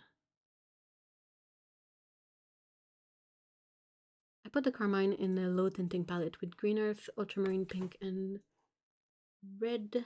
Oh, ultramarine pink, ultramarine red, viridian, and some other. Potter's pink would fit in there too. Yeah, that sounds like a really lovely low tinting palette. Absolutely. Yeah, many granulating pigments are indeed opaque. PY175 is transparent, but it is only 6 on the blue wool scale. PY110 is transparent in Schminke's line. If you know, I would share all the I know.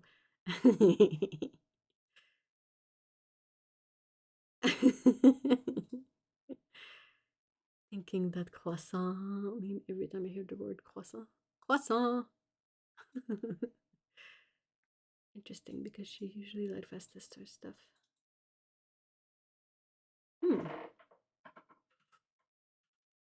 It was the first time I made inverted puff pastry, or any kind of puff pastry, but it worked out really nice. It was for the galette de roi. Oh, what kind of galette did you end up doing? Did you do the one with the frangipane in the middle and with the bean in there? Because there's like two takes on the sort of pastry for les rois. You have gâteau des rois and galette des rois, I think. The cake one, the gâteau, is more like a dried fruit thing. It's more of a cake, really. And the galette des rois is basically a puff pastry pie with almond paste in the middle.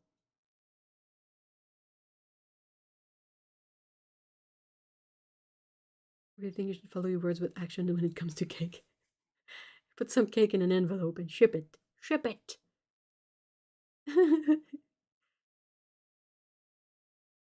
Hey, I'm gonna just call you Bio. Hey, Bio. I just ate some. Oh, baklava. Oh, dude.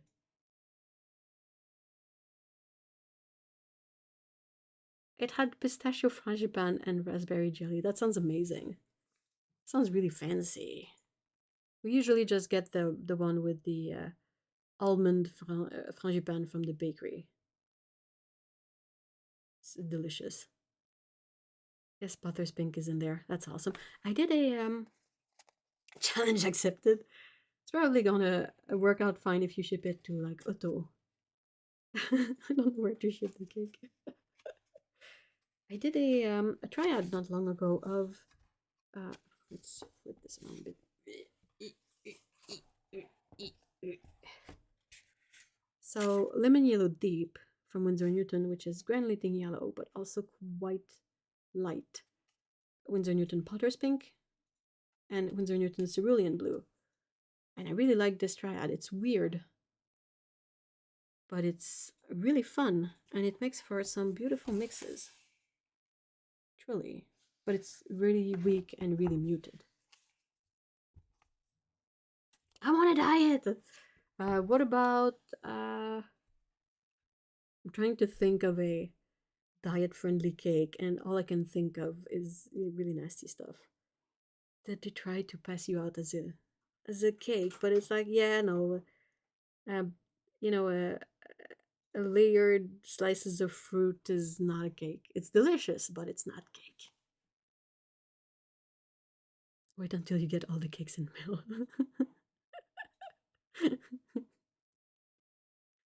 You know me, why make it simple when I can complicate it? Yeah, you enjoy baking, which makes sense.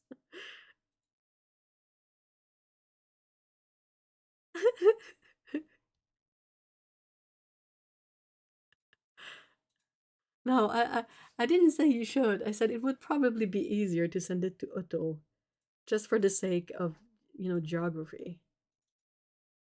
It wouldn't have to go overseas, really. But otherwise, yeah, I'd be like, send it to me. I'll take the cake. Give me the cake. Cake, cake, cake, cake, my way. Cake, cake. Ah. Hold on. So it was PY110 and PY175. Within Holbein.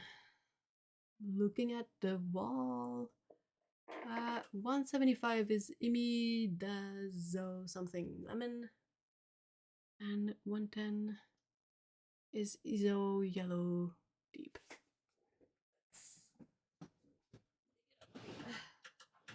Here.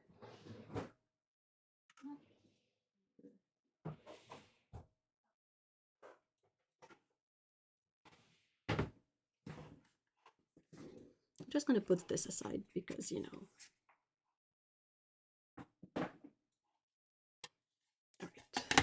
Holbein. Black paper.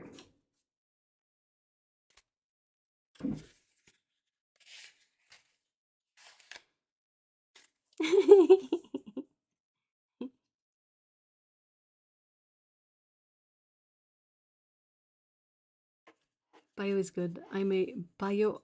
Oh, that sounds awesome. Oh man. So what do? You don't have to answer if you don't want to. But yeah, that sounds really cool.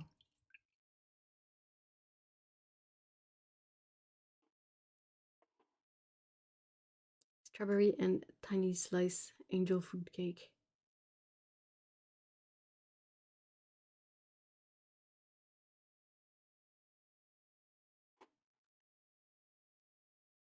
Maybe we should paint cake. Oh man. You can't eat that though. So which one is which?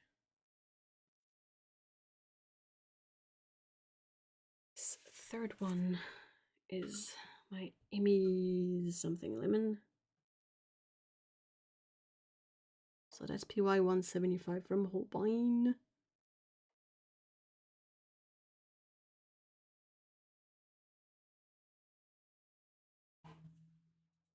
Seems to be decently transparent.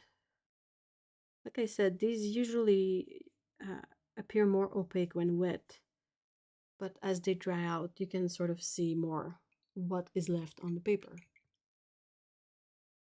And for the sake of comparison, I can paint a PY150 there too. Second one is PY110. It's Iso Yellow Deep. Holbein. It's this one. It's more of a orangey yellow, right?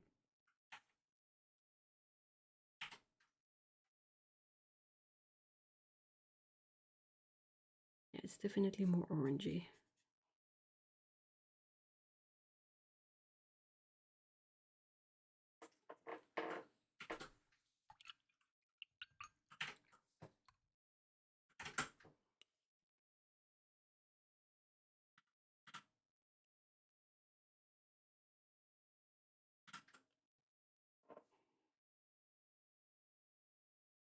Cake painting goes on the pigment party.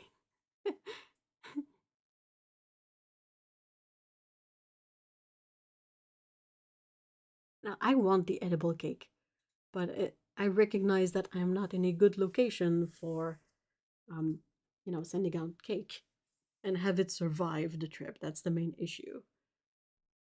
I look at people's bones and teeth, usually old ones. I work with. Oh, that sounds so cool.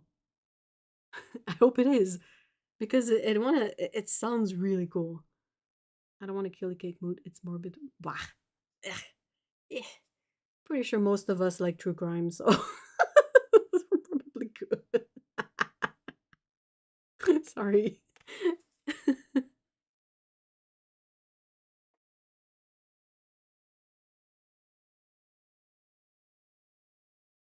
Okay, and now we have to let this dry so we can get a really good feel.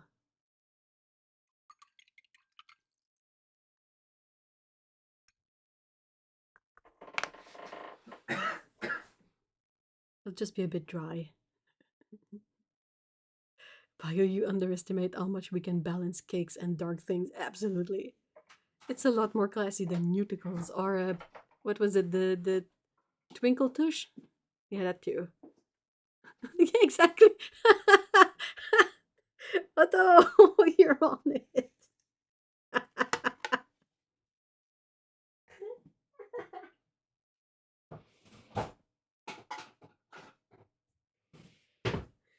It's the Twinkle Tush.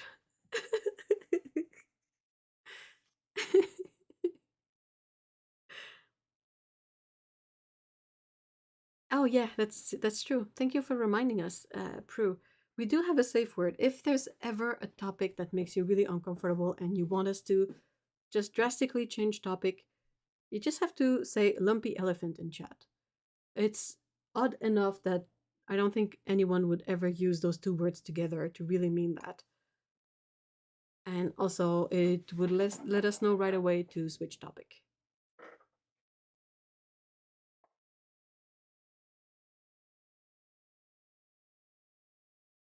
High five. I study migration. Okay, I have very different parents like ethnicity, so I am studying other people like me in the past. Oh, that's so cool. The last paint that I swatched, this is PY150 from Roman Schmal. They're Nicolazo yellow. And this is PY175, and this is PY110. And this is Gamboge. Gamboge is drying right now, so you can kind of see a bit more, but yeah. Bring this back. Oh, absolutely, Otto. I've seen their teeth. They ate cake for sure. Oh, man.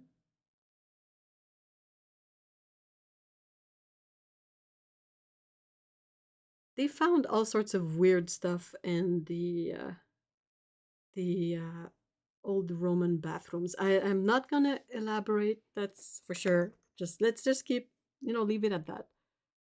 But yeah, interesting stuff. Sad for sure. They were really sad. The cakes. Oh, I don't think so.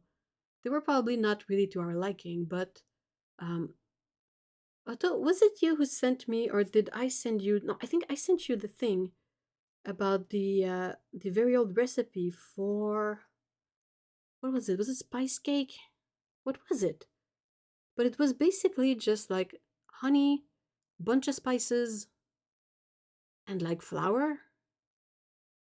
What was it? It was so. It looked amazing.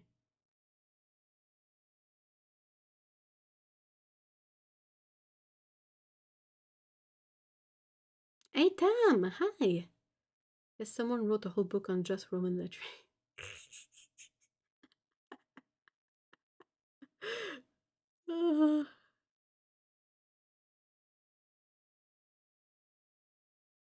Trifle is fairly low calorie. Hey, Agent XP, hi. Yeah, I sent it to you, but I don't remember what was in it, which bothers me. It was basically just like you wanted to make it for James, possibly.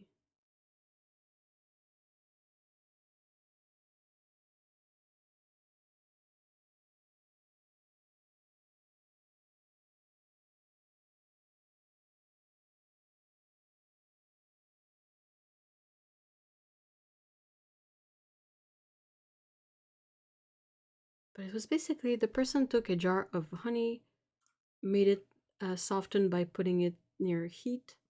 Then there was a whole. Oh, it was gingerbread. That's what it was. Yeah, okay, that's it. The person baked the bread. Then they would take the bread. They would completely like shred it by hand, and just have like the panure, not panure, the breadcrumbs. Yeah, breadcrumbs. Completely like don't do the whole bread in breadcrumbs.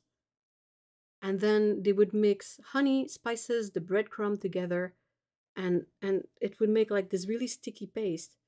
And then she would put it in a sort of a pie dish to flatten it, and they would let it cure like that for like a day, and then you cut it up and you eat it, and it sounds amazing.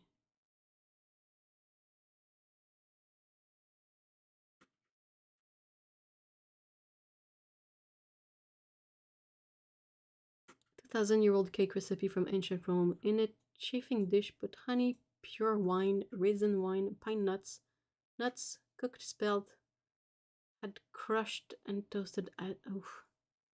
It's the wine in there that does it for me. Like, ugh.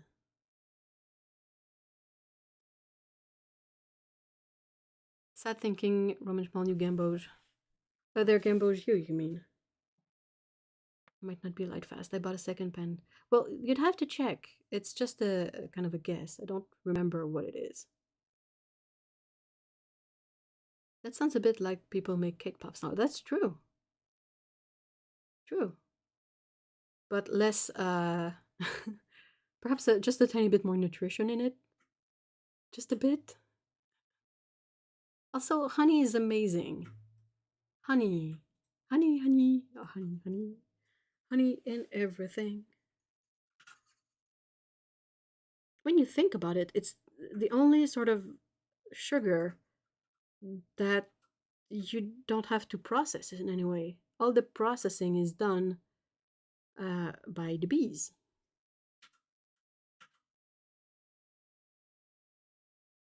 Everything else you need to do something with it before it's, in its final form. Like sugar cane, you have to process it. Maple syrup, you have to boil down the sap. Molasses, everything, you kind of need to process it. But honey, you can just grab a that's the word I'm looking for. A hive. And if you run fast, you should be good.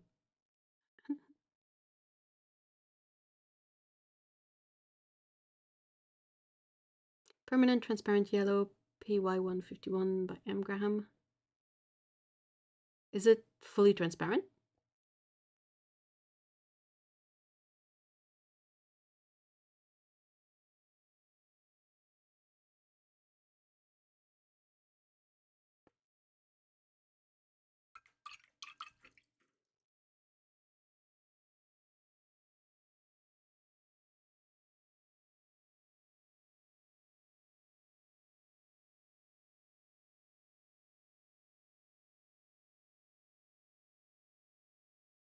I love this color trio. I am trying to find a Carmine I like.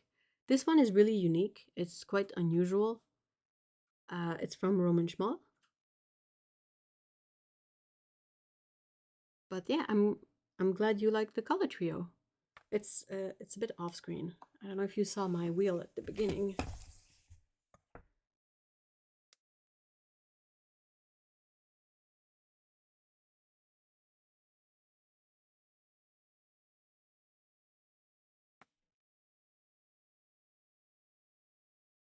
Memory also have an unusual one. PY227. Huh. But the bees are vomiting the proto honey. Yeah, but that's it. They do the transformation. Hi, Gwendolyn. They do all the hard work. We just have to grab the honey and run.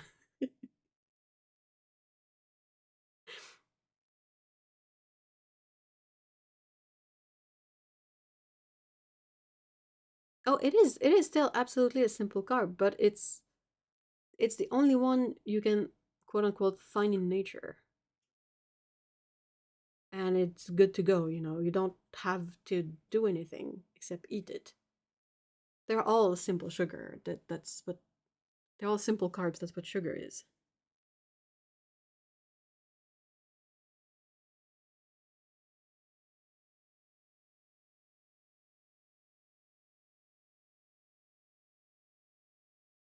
Okay, I found something really strange in regards to his Roman cake, but I'm afraid to share. Uh-oh. I feel I've set Paulo on a rabbit hole. You'll have to tell, Paulo. Beware, don't take it literally.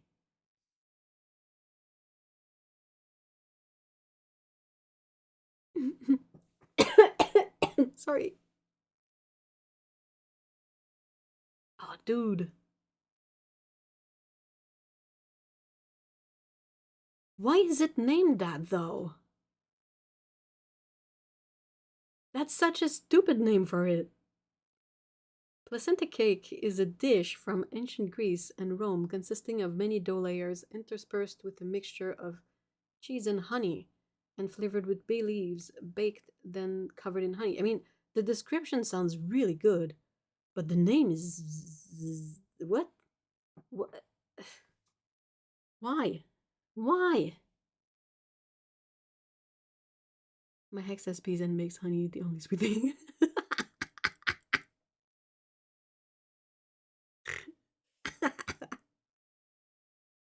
Good thing it's an X then.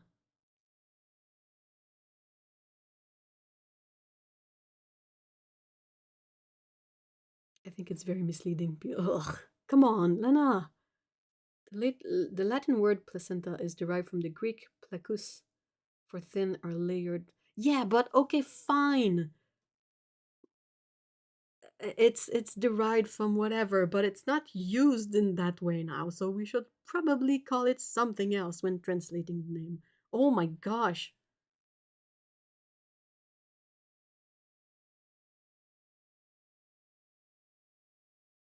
Who gave it that name? I'm gonna go give them a smack in the back of the head, be like, doofus. Yeah, but it's from the Latin. Who cares? It's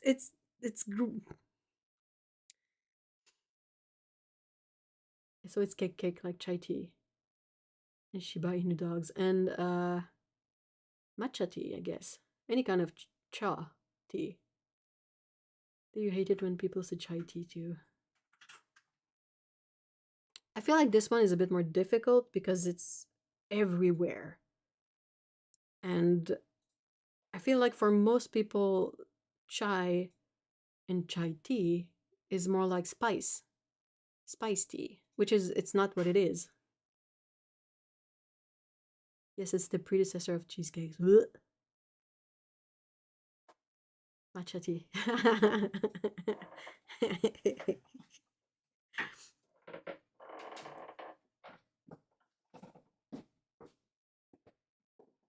Like, it's confusing because it's like, say you're aware that chai tea is basically tea, but you're not sure if in the context of you saying it in a sentence, the person that's gonna hear it is gonna know that. So if you just say, I would like a cup of chai, are they gonna be confused or not? So you know, it's kind of this issue of it's more of a translation issue than a meaning issue at this point. Oh, I need coffee now. Oh, coffee.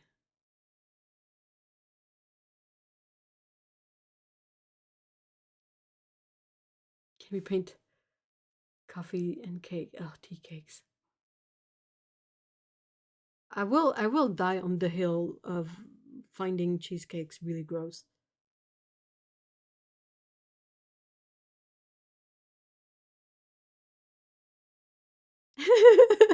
Oh no, ain't me. Yeah, it's not a good, it's not a pleasant one.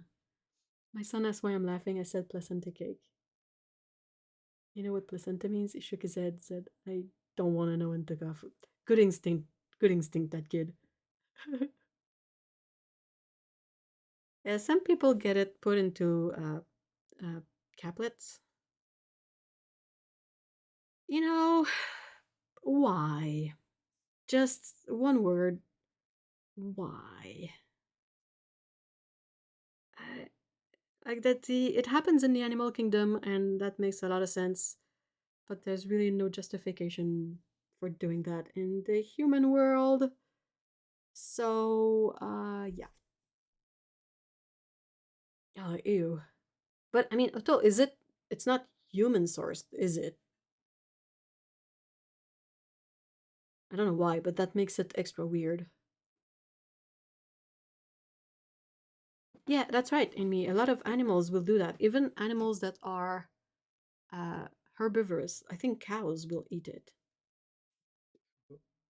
So like. And it makes sense in the world of the animal kingdom, really. But in with us humans that have access to a whole lot of other ways to get energy, like you could also go to the nearest snack machine and get a chocolate bar. Same difference, Energy, wee. Gross. Oh dear God. Yeah, no thanks. I mean, we have chemistry. Chemistry is cool. I'm gonna take the the the medicine that's chemical. I'm good. I'm good. All good.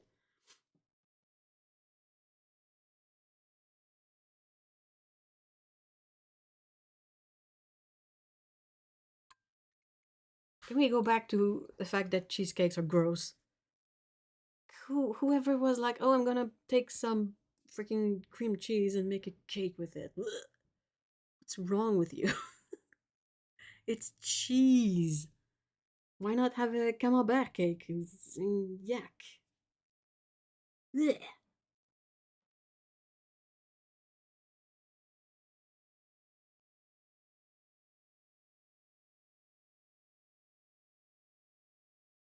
You've seen too many live birds. In within your work, or just what's up with that? Okay, I go back to aquarium maintenance. Oh, have fun! Thank you so much for stopping by, Prue. We're always happy to see you. I say why not, but I also work with skeletons. Well, you know what's the good thing about skeletons? They're quiet. Aww. I'm back to the days of nudicles and butt jammas. I mean, if it could summon up Heather Cat Lady, that would be cool. We haven't seen her forever. I mean, a whole baked camembert. Ugh. Dude. Dude. I can't imagine the smell of baking a whole camembert. Blech.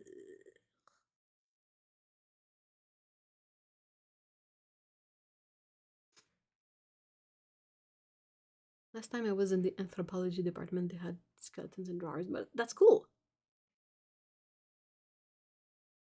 I find it weird that they had them color coded by sex, like pink. It was the twinkle tush, Otto.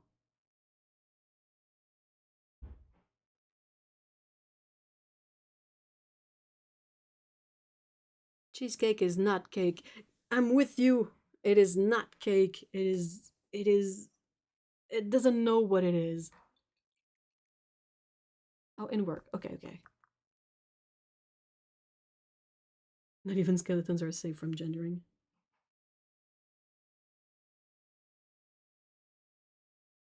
I guess it's kind of, I don't know, I feel like with skeletons, not to go necessarily too deep into this topic, but um like a skeleton is really just literally the most bare bones a human can get. So you don't have any of the extra visual cues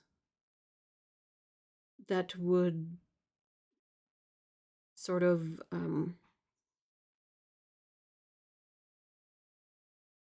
inform gender. So I kind of feel like it's, I mean, the fact that it's by gender is kind of silly, but I can see why they sort them by some characteristics and some other characteristics. Basically, the fact that it could be type A and type B, I think that would might be a bit more sensible than going by gender, but it does make sense to sort them out by main characteristics because there's nothing else you can sort them from. Like, oh, we have a bunch of skeletons with really wide, uh, really long femurs. Well, okay, so that's something, you know. Does that make sense? Yeah, Twinkle Tush. It was the it was a joke product, but it was basically a kind of jewelry you could put at the base of your pet's tail, and it would dangle in front of the bumhole to cover it up, so as to not be offensive. But it was a joke. It was a, like, you know, a gag gift or something like that. It was not a real serious thing. Oh, you're a nurse. Oh, I see. Yeah. Okay. Yeah. So you've seen your fair share um of human stuff. Oh my gosh. It's not cake, it's delicious. No, it's not cake, it's cheese with sugar. Ugh.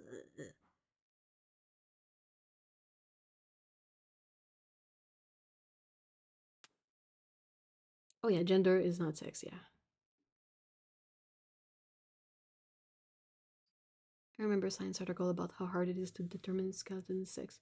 Yeah, there is a couple of things you can look out for, but it's not necessarily gonna happen every single time. Like, you could probably see signs if a skeleton had given birth, maybe, within the way the bones of the pelvis are set, but it's not gonna be there necessarily every single time. So, like, it's not completely super clear what it is. I feel like I could be talking out of my butt too.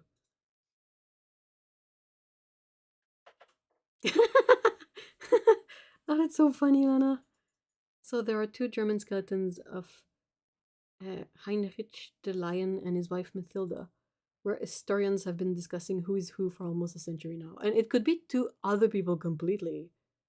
Are we supposed to know? Exactly. Part of our job is care of the dead, and that care requires ethics. And I promise you, TV takes liberty.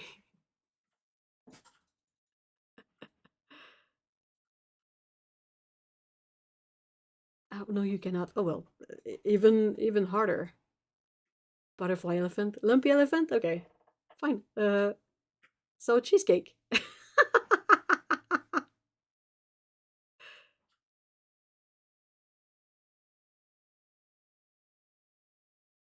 I've been lied to by TV so much. TV, I'll never forgive you.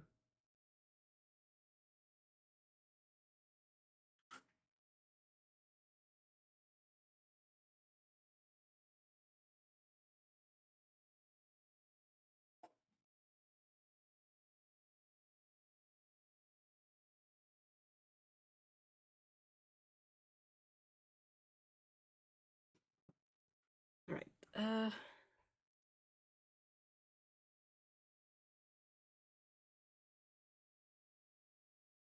Well, I mean, if anyone has questions about cartoon animation, I can possibly answer that. That's about the realm of knowledge that I have. Not very knowledgeable about many things, but that I know. I know a bit about paint too.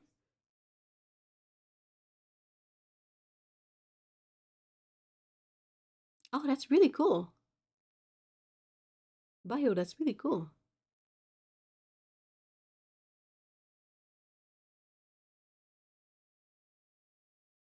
So what kind of things can you tell about a person from... Yeah, I would Is there anything you can tell, like, besides stuff like, oh, they had really long legs, you know, the kind of obvious stuff-ish?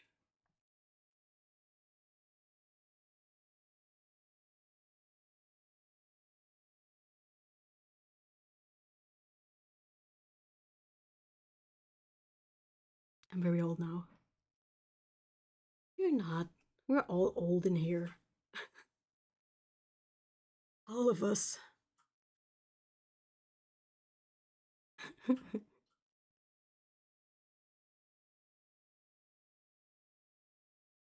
Can you tell stuff from the bones? Can you tell stuff about the level of nutrition a person had?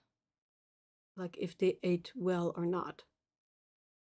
I don't like cheesecake with stuff on top like strawberry or chocolate. Cheesecake is already dense. It is really dense. Truly. I've never. The thing is, like, it was my mom's favorite cake, so she would bake cheesecakes, and I would try it, and I've always find it like too. Not that it was particularly more sour or bitter than any other cheesecake, I feel like, but it's the part of the taste, like this side of the taste of cheesecake, really didn't work for me. We shorthand people into warm gray palette, but we really warm blue and neutral red. Oh, cool.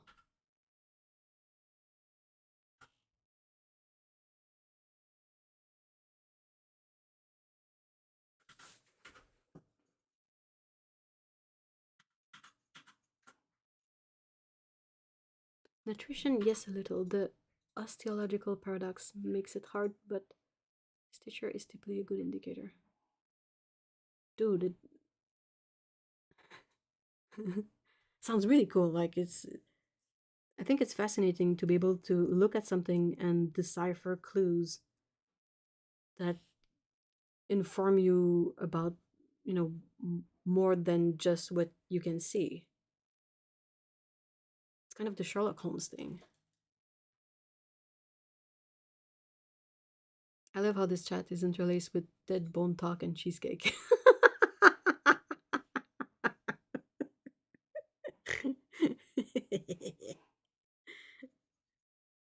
It's gonna end up as a painting of skeletons eating cake.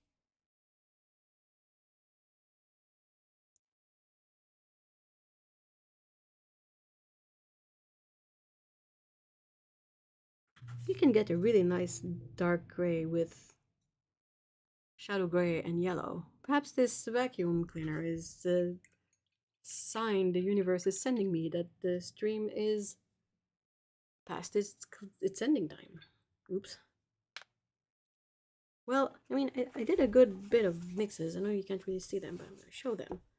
But as this triad of color is so limited, you don't get that much declination between each color. I've painted others that gave me, if you look at it, like I'm not at yellow yet, but it's not going to take me that long to get there. Whereas if you look at this one, it took me almost a full page to get back to my yellow. So it really depends on the values and also the strength of the pigments you're working from. If the pigments are weaker, it's going to be more difficult to get a lot of, you know, variance between two colors by mixing them. And if the color is really high in tinting strength, then it's going to be easier to have all sorts of variations.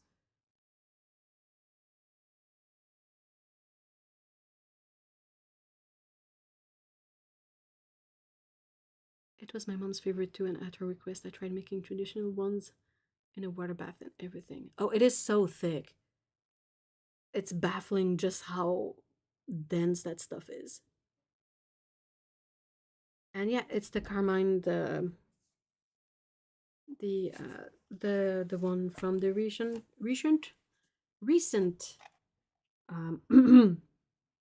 Roman Schmal release. Let's take a look at how transparent yellow swatches before we end stuff. So this is this one here, the loose one. That's the Gamboge hue, so it's semi-transparent. And then we have PY175 that I would also put in this somewhat semi-transparent category. The PY110 is a bit more difficult to classify. I feel like it's in between semi-transparent and transparent. And then PY150, you can see that's a transparent yellow. There's still a bit of color left on the paper, but as far as transparent paints go, I feel like this is really the indicator of transparency. It's fully absorbed in the sense that there is no really visible kind of residue. I don't know how to describe it. I hope that sort of swatches they kind of speak for themselves, but yeah. Skeleton eating game. Oh, thank you, Lena. Yeah, that's true. There is we have a Discord for the community, and it is completely free. You can just join up and come join us to chat about paints and all sorts of stuff. We have a great channel for pet pictures as well, and all kinds of really interesting stuff. And it's free. The link is in the chat and in the description. I wonder, is the cochineal water? No, it's not the same thing because cochineal is made from bugs, and this one actually has a pigment number. So I don't think it's quite the same thing, but I haven't checked. I really haven't. I've never seen a pigment number associated with cochineal, but I haven't really looked into it that closely. That's it. And what else? I will hopefully have a video ready for tomorrow, and then same thing next weekend. A live stream on the Saturday and a fresh new video on Sunday. And during the week, if you want to get in touch, there's the Discord always. And also, I think my email is in the infos on YouTube. But you can message me, that's fine. No problem with that. And unless you guys have any more last minute questions, that's gonna be it for today. Next, I'm gonna finish these during the week. Next weekend, there's gonna be another vote for the remaining, from within the remaining 3 triads. Sorry, I was confused. And whichever one wins is gonna be the one I'm gonna paint, and so on. Unless you guys get tired of triads, let me know. I'll think of something else. But for now, I think this is really fun and interesting and a good learning exercise. Sorry. Cochineal is PR4. I would have thought that cochineal would be an NR pigment, natural red. Kind of, because it's bugs.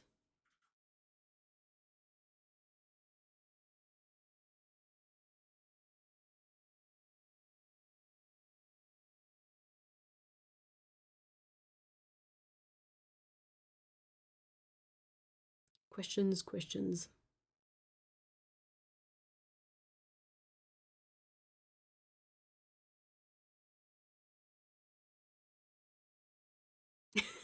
Oh, Paulo, do you think they precipitate the bugs onto clay?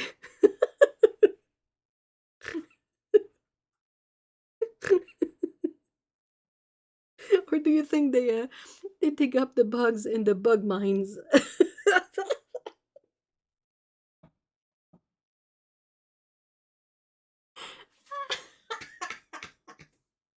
Sorry.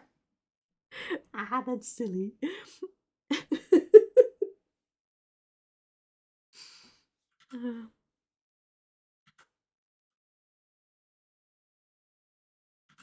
We need extra formations for people about being okay with colors that are not light fast, and also being comfortable with colors that have multiple pigments.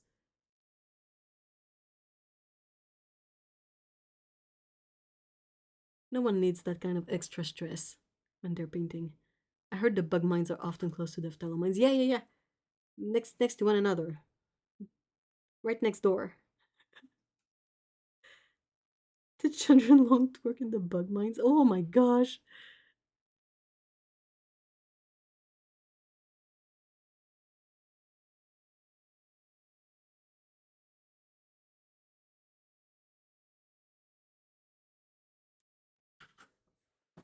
So after the phthalo mines and the Mayan blue mines, we have the bug mines. Awesome. And on that lovely note, um, I'm gonna wish you all a great weekend and a great week, and see you all possibly next weekend. You're always welcome to join in the live streams. This is meant to be kind of a fun, casual time. And yeah, that's it. Thank you so much for being here, and I really appreciate it. And have a great day. Bye bye.